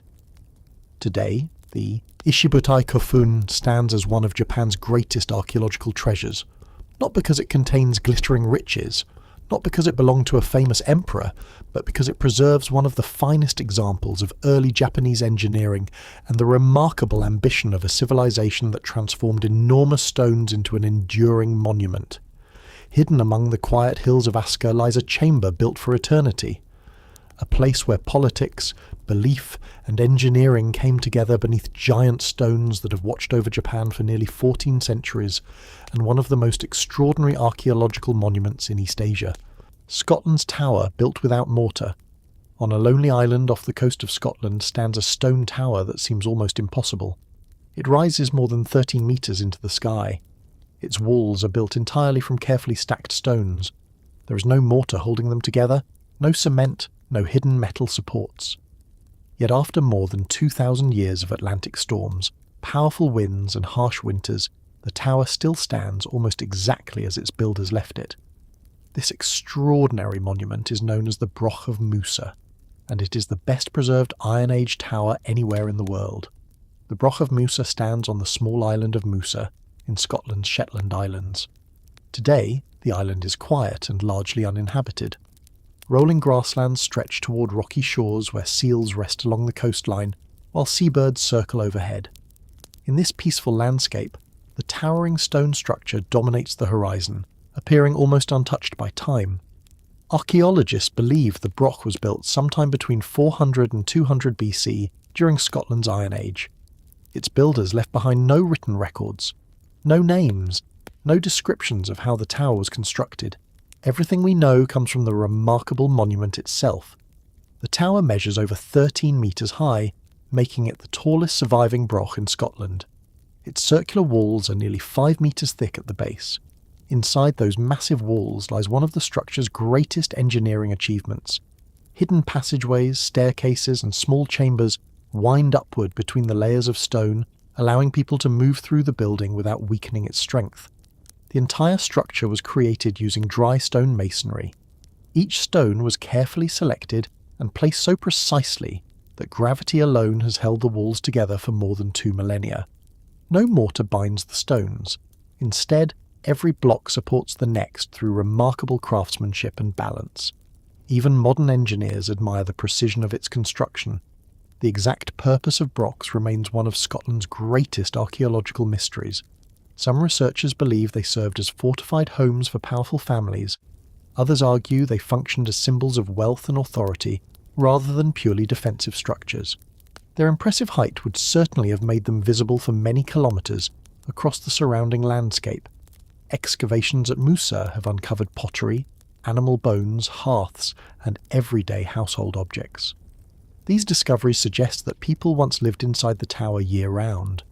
The thick stone walls would have provided warmth during harsh northern winters, while protecting families from the fierce Atlantic winds that still sweep across the island today. The surrounding island offered valuable natural resources. Fishing grounds, seabirds, grazing land, and nearby maritime routes supported the community that built the broch. Although Mousa feels remote today, it was once connected to a wider network of Iron Age settlements scattered across northern Scotland. The tower also appears in later history. Medieval Norse sagas mention Mousa as a place of refuge, where fleeing couples sought shelter within its sturdy walls. These stories reveal that even centuries after its construction, the broch remained one of the strongest and most recognisable buildings in the region. Unlike many ancient monuments, the Broch of Mousa escaped widespread destruction. Its isolated location protected it from stone robbers who dismantled countless other prehistoric structures across Britain. As a result, visitors today can still climb through its original passageways and stand within the same towering walls that Iron Age builders completed over 2,000 years ago. Standing beneath the immense stone walls, it becomes clear why the monument continues to amaze archaeologists. Every carefully balanced stone reminds us that extraordinary engineering existed long before modern technology. Today, the Broch of Mousa stands as one of Europe's finest surviving prehistoric towers. Not because it belonged to a mighty king, not because it hides legendary treasure, but because it preserves one of the greatest achievements of Iron Age architecture, built entirely by human hands using nothing more than carefully fitted stone. Hidden on a windswept Scottish island stands a tower that refused to fall, a monument where engineering, craftsmanship and endurance came together without a single drop of mortar, and one of the most remarkable ancient buildings ever constructed in northern Europe, Spain's Corridor of Ancient Voices. Hidden beneath a quiet hill in southern Spain lies a stone corridor unlike almost any other in Europe. Its entrance opens toward the rising sun. A narrow passage stretches deep into the earth. Massive stone slabs tower overhead, some weighing several tons. For more than 5,000 years, countless footsteps have echoed through this silent chamber. The people who built it left behind no written language, no names, no explanation for why they gathered here, only an extraordinary monument that still whispers the story of one of Europe's earliest civilizations. This remarkable place is known as the Dolmen de Soto, and it remains one of the largest and most impressive prehistoric passage tombs ever discovered on the Iberian Peninsula. The Dolmen de Soto stands near the town of Trigueros, in Spain's Andalusia region. Today, olive groves and rolling countryside surround the site. From the outside, it appears as little more than a grassy mound, but beneath the earth lies a carefully engineered stone passage stretching more than 20 metres toward a circular burial chamber. Archaeologists believe the monument was built around 3000 BC during the late Neolithic period. That makes it older than Stonehenge, and nearly as ancient as Egypt's earliest pyramids. Constructing such a monument required remarkable planning, cooperation, and engineering. Dozens of enormous stone slabs were quarried, transported across the landscape, and carefully positioned to create a passage capable of surviving for thousands of years. One of the most fascinating features of the Dolmen de Soto is its astronomical alignment. During the spring and autumn equinoxes, the rising sun shines directly through the entrance, sending light deep into the burial chamber. This could not have happened by chance. Its builders carefully observed the movement of the sun across the horizon and designed the monument to capture one of the most important moments of the year. The passage itself creates an unforgettable experience. As visitors walk slowly through the narrow corridor, daylight gradually fades behind them. The air grows cooler. The silence deepens. Every step brings them closer to the chamber, where prehistoric communities once buried their dead and carried out ceremonies that have long been forgotten. The stones themselves preserve another remarkable mystery. Many are covered with engravings carved thousands of years ago. Archaeologists have identified human figures, stone axes, daggers, zigzag patterns, circles, and abstract symbols etched into the surfaces. Some resemble warriors holding weapons. Others may represent ancestors, spiritual beings, or sacred rituals. Their true meaning remains unknown. Without written records, the carvings continue to guard the beliefs of the people who created them. Excavations have uncovered human remains from dozens of individuals, along with flint tools, pottery, beads, and other grave goods placed beside the dead. Rather than serving as the tomb of a single ruler, the monument appears to have been a communal burial place used by generations of the same community. It was a place where families honoured their ancestors across centuries. The surrounding landscape also held great importance. Researchers believe the monument stood at the centre of a ceremonial landscape that included nearby settlements, fields, and other prehistoric monuments. The people who built the Dolmen de Soto were among Europe's earliest farming communities, transforming both the land around them and the beliefs that shaped their society. After thousands of years, the monument gradually disappeared beneath layers of earth. Its stone corridor remained hidden until the early 20th century. when archaeological investigations revealed one of Spain's greatest prehistoric discoveries. Careful excavations exposed the magnificent passage while preserving the remarkable carvings that still decorate its walls today. Standing inside the chamber, surrounded by towering stone slabs, it is impossible not to wonder about the voices that once echoed through these halls. Funeral ceremonies, songs, prayers, conversations between families gathering to honour those who came before them. The people are gone, but the monument still carries the memory of their presence. Today, the Dolmen de Soto stands as one of Europe's finest Neolithic monuments, not because it belonged to a powerful king, not because it contains legendary treasure, but because it preserves the extraordinary skill, spiritual beliefs and engineering achievements of a community that built for eternity more than 5,000 years ago. Hidden beneath the hills of southern Spain lies a silent stone corridor, a place where sunlight, memory, and ancient voices have shared the same path since before recorded history, and one of the most remarkable prehistoric monuments ever created on the Iberian Peninsula, Scotland's map carved into stone. Hidden beneath the grass of a quiet Scottish hillside lies a carving so strange that even today no one can say with certainty what it means. Across a single slab of ancient sandstone, hundreds of mysterious circles have been carved into the rock. Some are connected by narrow grooves, others form intricate spirals. Together they create a vast pattern, unlike writing, unlike art, and unlike anything else from prehistoric Europe. For generations, people have wondered whether it is a map, a forgotten language, a record of the stars, or something no one has yet imagined. This remarkable monument is known as the Carnac Stone, and it remains one of Britain's greatest unsolved archaeological mysteries. The Carnac Stone lies near Clydebank in western Scotland. Today, it rests beneath protective layers of soil, hidden once again after decades of study. Its concealment may seem unusual, but archaeologists made the difficult decision to rebury the monument in order to protect it from vandalism and weathering. Hidden underground, the carvings remain remarkably well preserved, waiting for future generations and future technologies to uncover new clues. The stone itself is enormous. It measures roughly 13 metres long and 8 metres wide, making it one of the largest examples of prehistoric rock art in Europe. Its surface contains around 90 separate groups of carvings. Most belong to a style archaeologists call cup and ring marks. Small circular depressions are surrounded by one or more carved rings, sometimes connected by long grooves that stretch across the stone like flowing rivers. Similar carvings appear throughout Britain and Ireland, but nowhere are they displayed on such an extraordinary scale. Archaeologists believe the carvings were created around 5,000 years ago, during the late Neolithic or early Bronze Age. That places the Carnac Stone among Europe's oldest surviving works of monumental rock art. The people responsible left behind no written language, no explanation, only patterns carefully pecked into solid sandstone using simple stone tools. Creating the monument required remarkable patience. Each depression was slowly carved by repeatedly striking the rock with harder stones. Thousands upon thousands of careful blows eventually produced the intricate designs that still survive today. Some researchers believe the carvings held spiritual meaning connected to ceremonies or ancestor worship. Others suggest they marked important gathering places or territorial boundaries. A few have proposed that the patterns represented rivers, hills, or routes across the surrounding landscape.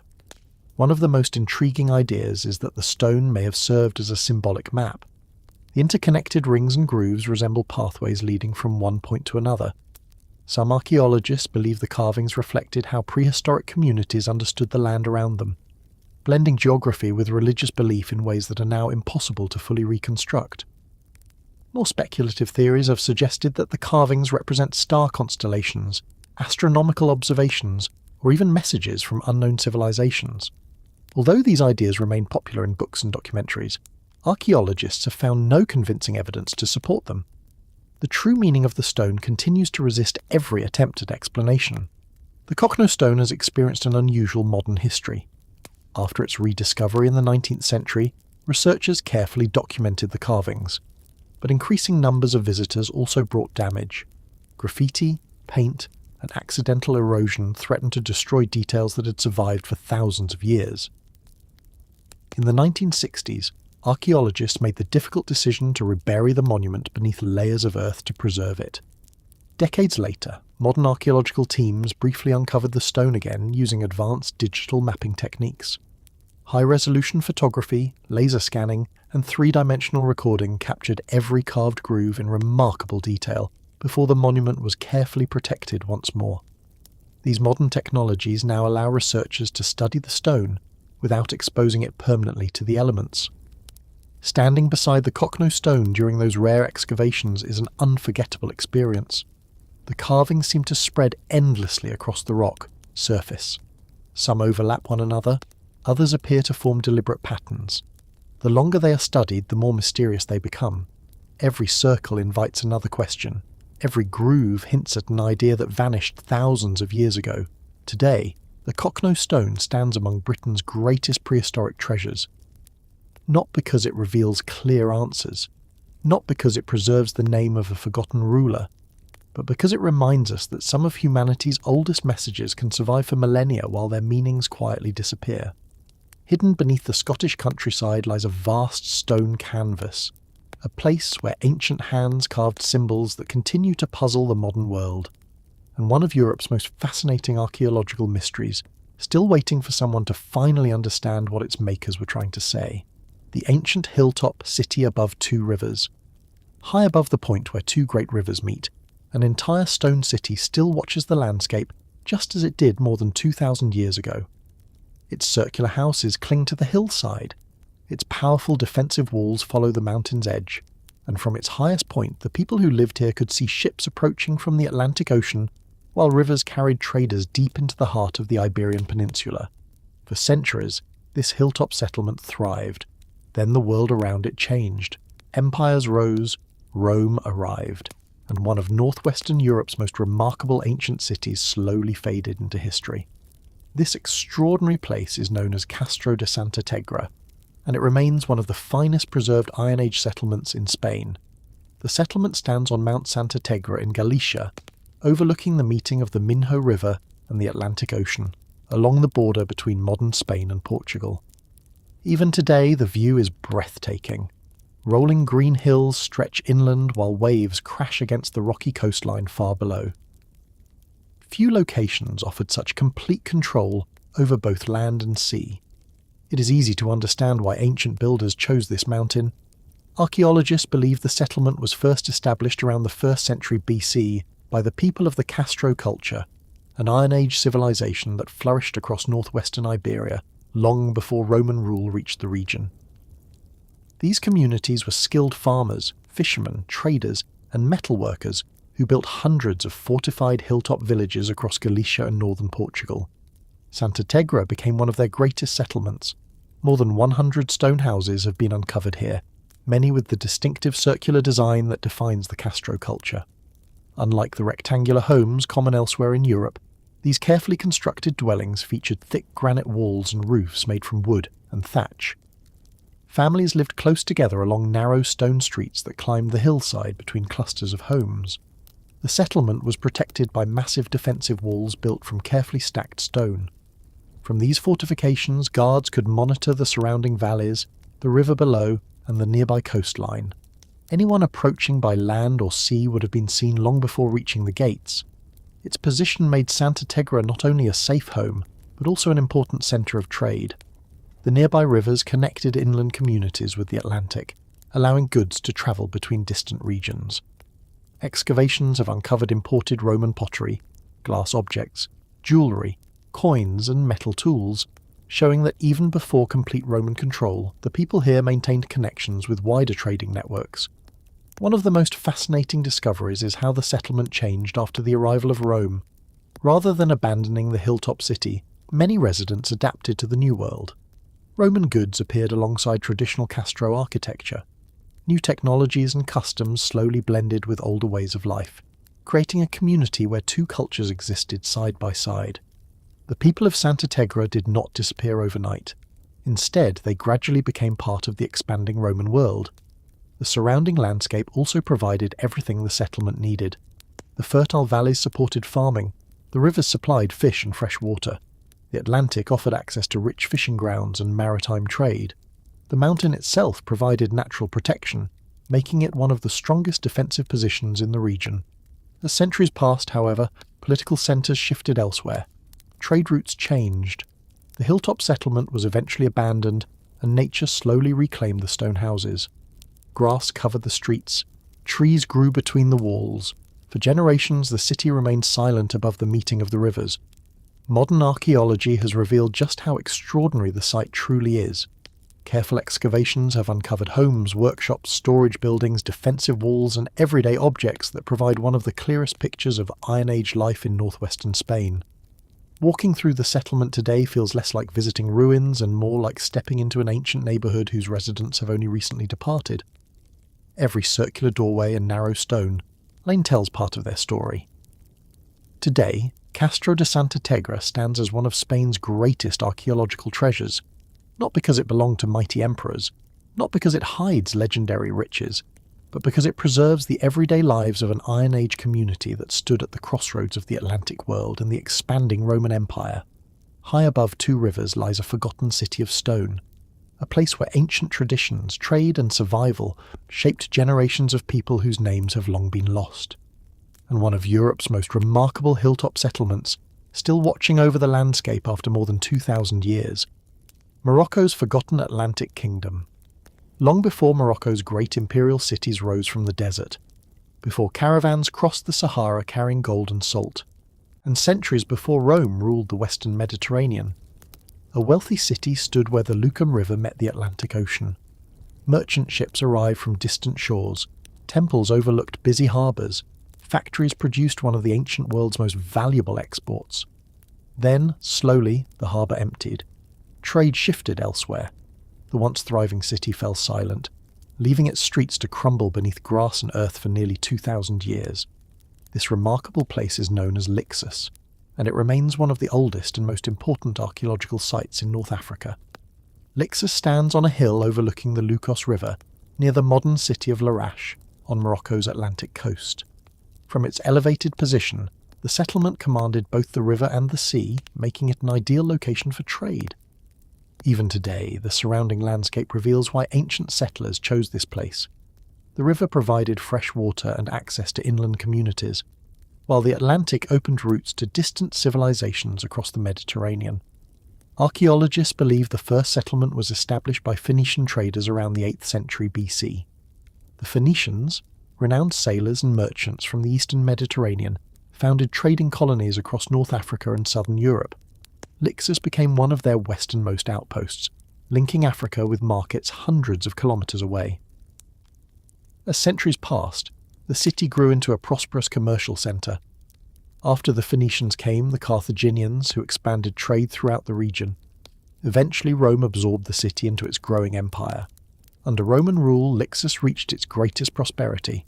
Elegant villas overlooked the harbour, temples honoured Roman gods, public baths welcomed citizens. Stone-paved streets connected homes, workshops and marketplaces, where merchants traded goods arriving from every corner of the Mediterranean. One of the city's greatest sources of wealth came from an industry few people expect: fish sauce. Known as garum, this fermented sauce was one of the Roman world's most prized condiments. Large industrial workshops uncovered at Lixus contain rows of enormous stone vats where fish were processed before being shipped across the empire. The production was so extensive that Lixus became one of the largest garum manufacturing centres in Roman North Africa. Excavations have revealed impressive mosaics, temples, amphitheatre remains, warehouses, olive presses, and luxurious homes decorated with finely crafted stonework. Each discovery paints the picture of a thriving port city whose economy depended on both maritime trade and local agriculture. The surrounding fertile plains produced olives, grapes, grain, and livestock, supporting thousands of residents. Yet Lixus is remembered not only for archaeology but also for mythology. Ancient Greek writers associated the site with the legendary Garden of the Hesperides, where golden apples grew under the watch of mythical guardians.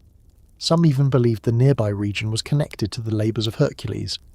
While these stories belong to legend rather than history, they reveal how famous the city had become in the ancient imagination. One of the most fascinating aspects of Lixus is how many different civilizations left their mark upon it. Phoenician foundations lie beneath Carthaginian buildings. Roman architecture rises above earlier streets. Centuries of rebuilding transformed the city, while preserving traces of every culture that occupied the hill.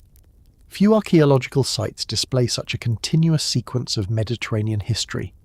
Eventually, however, prosperity faded. Political instability weakened Roman authority across North Africa. Trade routes shifted. The harbour gradually became less important. By the early medieval period, much of the city had been abandoned. Wind carried soil across the empty streets. Vegetation slowly covered temples, workshops, and homes that had once echoed with the voices of merchants from across the known world. Modern archaeology has uncovered only part of the ancient city.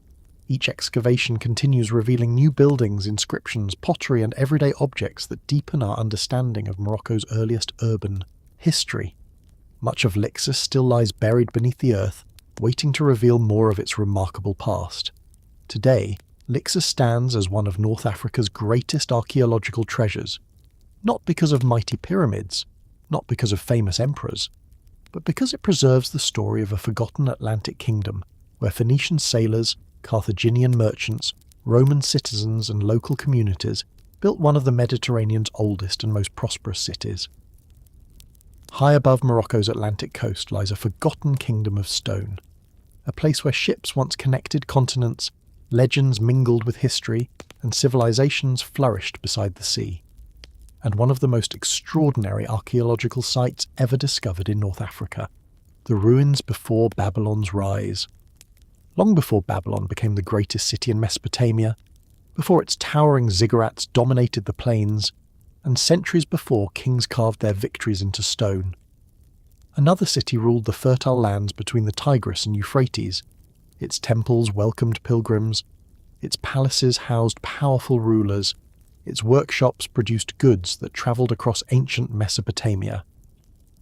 For generations, this city stood at the centre of one of humanity's earliest civilizations. Then history shifted. New empires rose.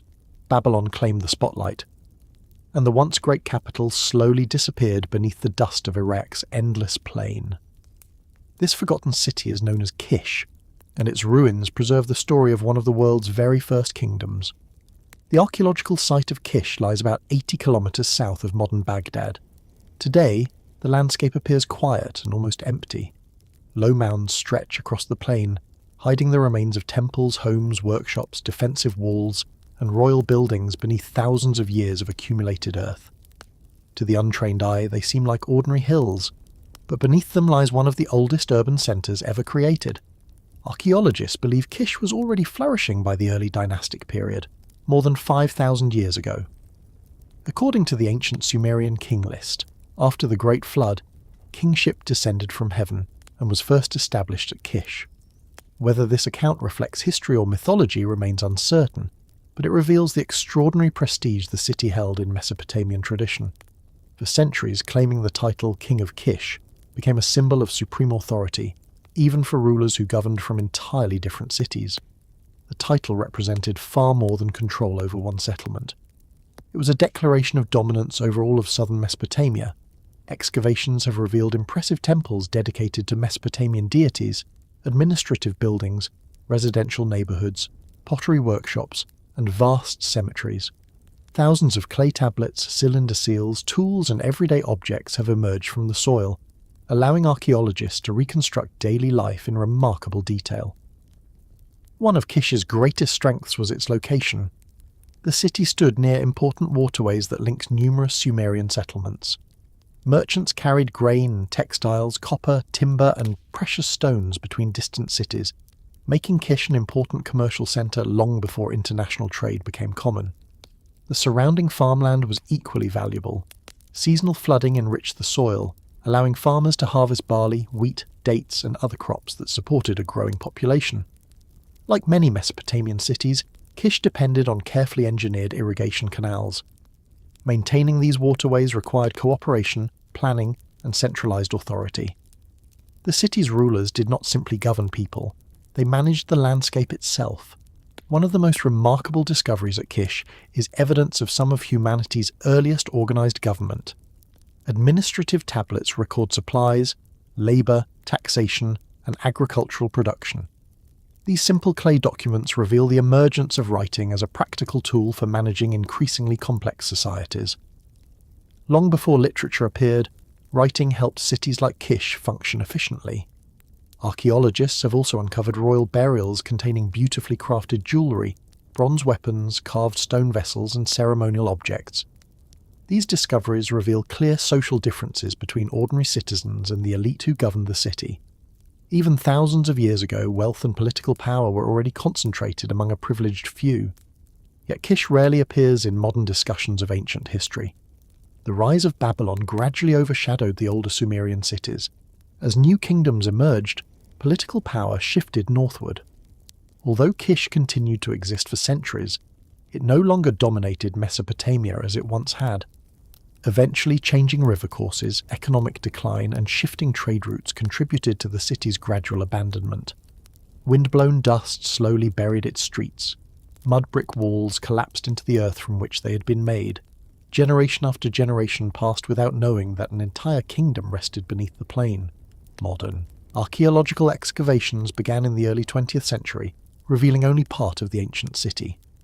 Researchers continue uncovering temples, administrative districts, houses, workshops, and thousands of artifacts that shed light on one of civilization's earliest urban experiments. Much of Kish still remains buried, waiting beneath the soil for future discoveries. Today, Kish stands as one of Iraq's most significant archaeological sites, not because of towering monuments that dominate the skyline, not because it became the greatest empire in history, but because it represents a world that existed before Babylon became legendary. A city where kings first claimed universal authority, where writing helped transform government, and where some of humanity's earliest urban communities shaped the foundations of civilization itself. Hidden beneath the Mesopotamian plain lies a forgotten capital, a place older than many of history's greatest kingdoms, and one of the first cities to prove that organized civilization had truly begun. The temple lost beside the sea. Along Egypt's Mediterranean coast, where the desert meets the sea, the ruins of an ancient temple have become the center of one of archaeology's greatest mysteries. Massive stone columns lie scattered across the ground. Ancient walls stretch toward the shoreline. Underground tunnels disappear beneath the earth. And somewhere beneath these forgotten ruins, some believe one of history's most famous rulers may still be waiting to be found. For centuries, the city stood as a gateway between Egypt and the Mediterranean world. Then earthquakes, rising seas, and the passing of time slowly reduced it to silence. This remarkable place is known as Taposiris Magna, and its ruins continue to inspire one of the most fascinating archaeological searches of the modern age. Taposiris Magna lies about 45 kilometers west of Alexandria on Egypt's Mediterranean coast. The city was founded during the reign of Ptolemy II Philadelphus in the 3rd century BC, during the Ptolemaic dynasty that ruled Egypt after the death of Alexander the Great. Its name means Great Tomb of Osiris, reflecting its close connection to one of ancient Egypt's most important gods. According to Egyptian belief, Osiris ruled the afterlife and symbolized death, resurrection, and eternal renewal. The temple dedicated to him became an important religious destination for pilgrims travelling across the Nile Delta. Even today, the surviving remains reveal the city's former importance. Visitors can still see sections of the massive limestone temple, monumental gateways, defensive walls, residential quarters, and the remains of towers that once overlooked both the Mediterranean Sea and nearby Lake Mariut. Its location was ideal. Merchants arriving by sea could easily reach Alexandria, while inland routes connected the settlement to the fertile Nile Valley. The city became an important centre for trade, religion, and administration throughout the Ptolemaic and Roman periods. One of the most intriguing discoveries at Taposiris Magna lies beneath the surface. Archaeologists have uncovered an extensive network of underground tunnels, chambers, and passageways carved deep into the bedrock. Some extend for remarkable distances beneath the temple complex. Their exact purpose remains uncertain. They may have been used for religious ceremonies, storage, water management, or secret movement during times of conflict. Each new excavation reveals more of this hidden underground world. The site has gained worldwide attention because of its possible connection to Cleopatra VII. For years, archaeologists have explored Taposiris Magna, searching for evidence that Egypt's last pharaoh may have been buried here alongside Mark Antony. Ancient historical sources describe their deaths following the Roman conquest of Egypt, but the location of their tomb has never been discovered. Some researchers believe Taposiris Magna's religious significance and royal connections make it a plausible burial place. Although no confirmed tomb has yet been found, excavations have uncovered remarkable clues.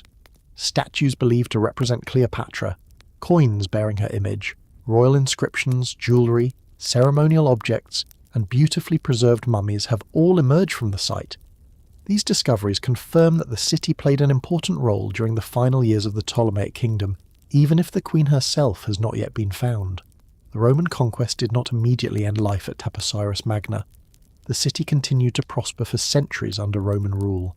Temples remained active. Trade continued through the harbour. New buildings rose beside older Egyptian monuments, creating a landscape where Greek, Egyptian, and Roman traditions existed together. Eventually, however, nature became the city's greatest enemy. A series of powerful earthquakes struck the Mediterranean coast. Parts of the settlement collapsed. Rising sea levels and coastal flooding gradually damaged large sections of the ancient harbour and surrounding buildings. As trade shifted elsewhere, the city slowly declined. Sand drifted across abandoned streets. Stone blocks toppled into ruin. The once busy temple overlooking the sea became another forgotten landmark buried by time.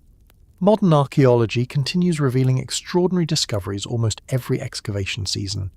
Ground-penetrating radar, underwater surveys, and newly uncovered tunnels continue expanding our understanding of the site. Each new chamber raises fresh questions about what may still remain hidden beneath the temple complex.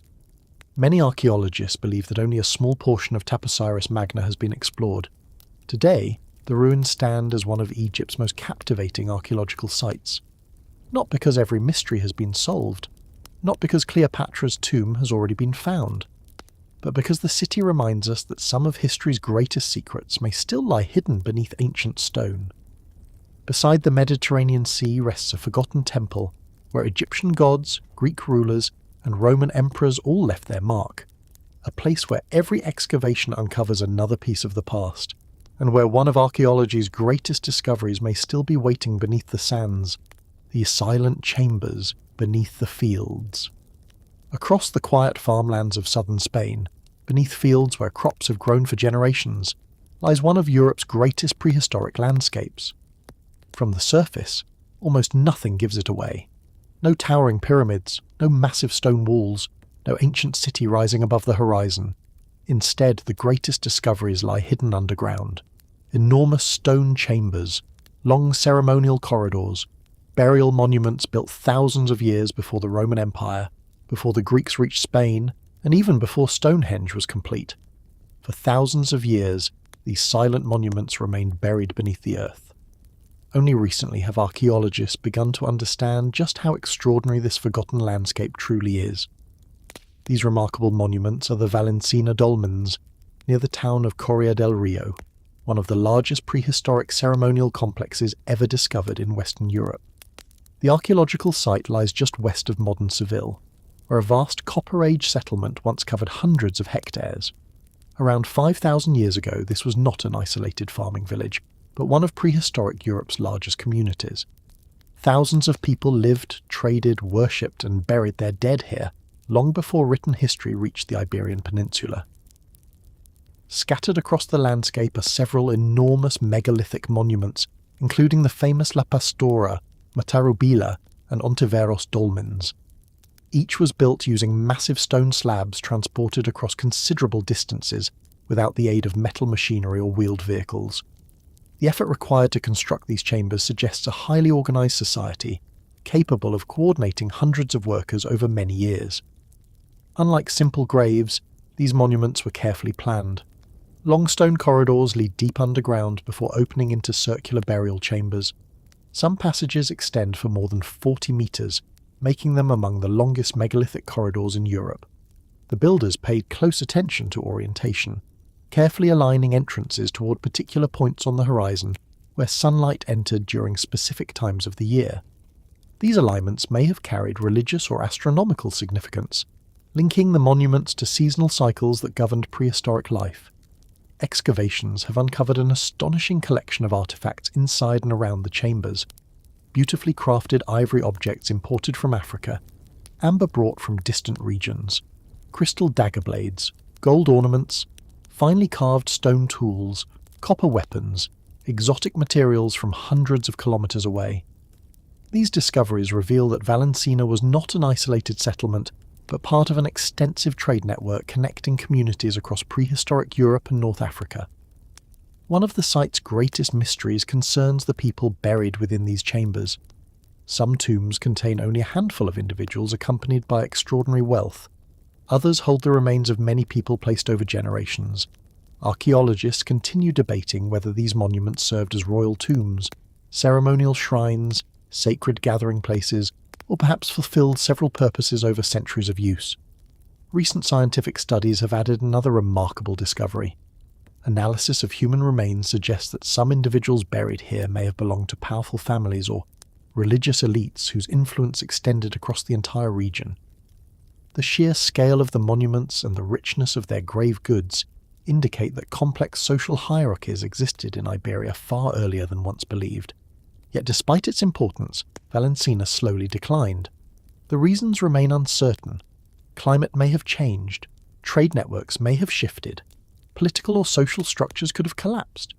Whatever happened, the enormous ceremonial landscape was gradually abandoned. The chambers were sealed, the settlement disappeared. Fields eventually covered the ancient monuments, preserving them beneath layers of soil for thousands of years. Modern archaeology continues transforming our understanding of the site. New excavations, aerial surveys, and geophysical investigations reveal previously unknown structures hidden beneath the surrounding farmland.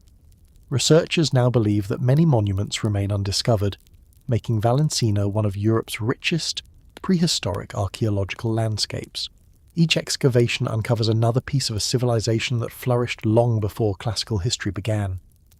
Today, the Valencina Dolmens stand among Spain's most important archaeological treasures, not because they belong to famous kings, not because they appear in ancient legends, but because they preserve the memory of a forgotten society capable of extraordinary engineering, long-distance trade, and monumental construction thousands of years before recorded history. Beneath the quiet fields of Andalusia lie silent chambers of stone, a hidden world built by people whose names have vanished, yet whose achievements continue to reshape our understanding of prehistoric Europe. And beneath those fields, many of their greatest secrets may still remain undiscovered.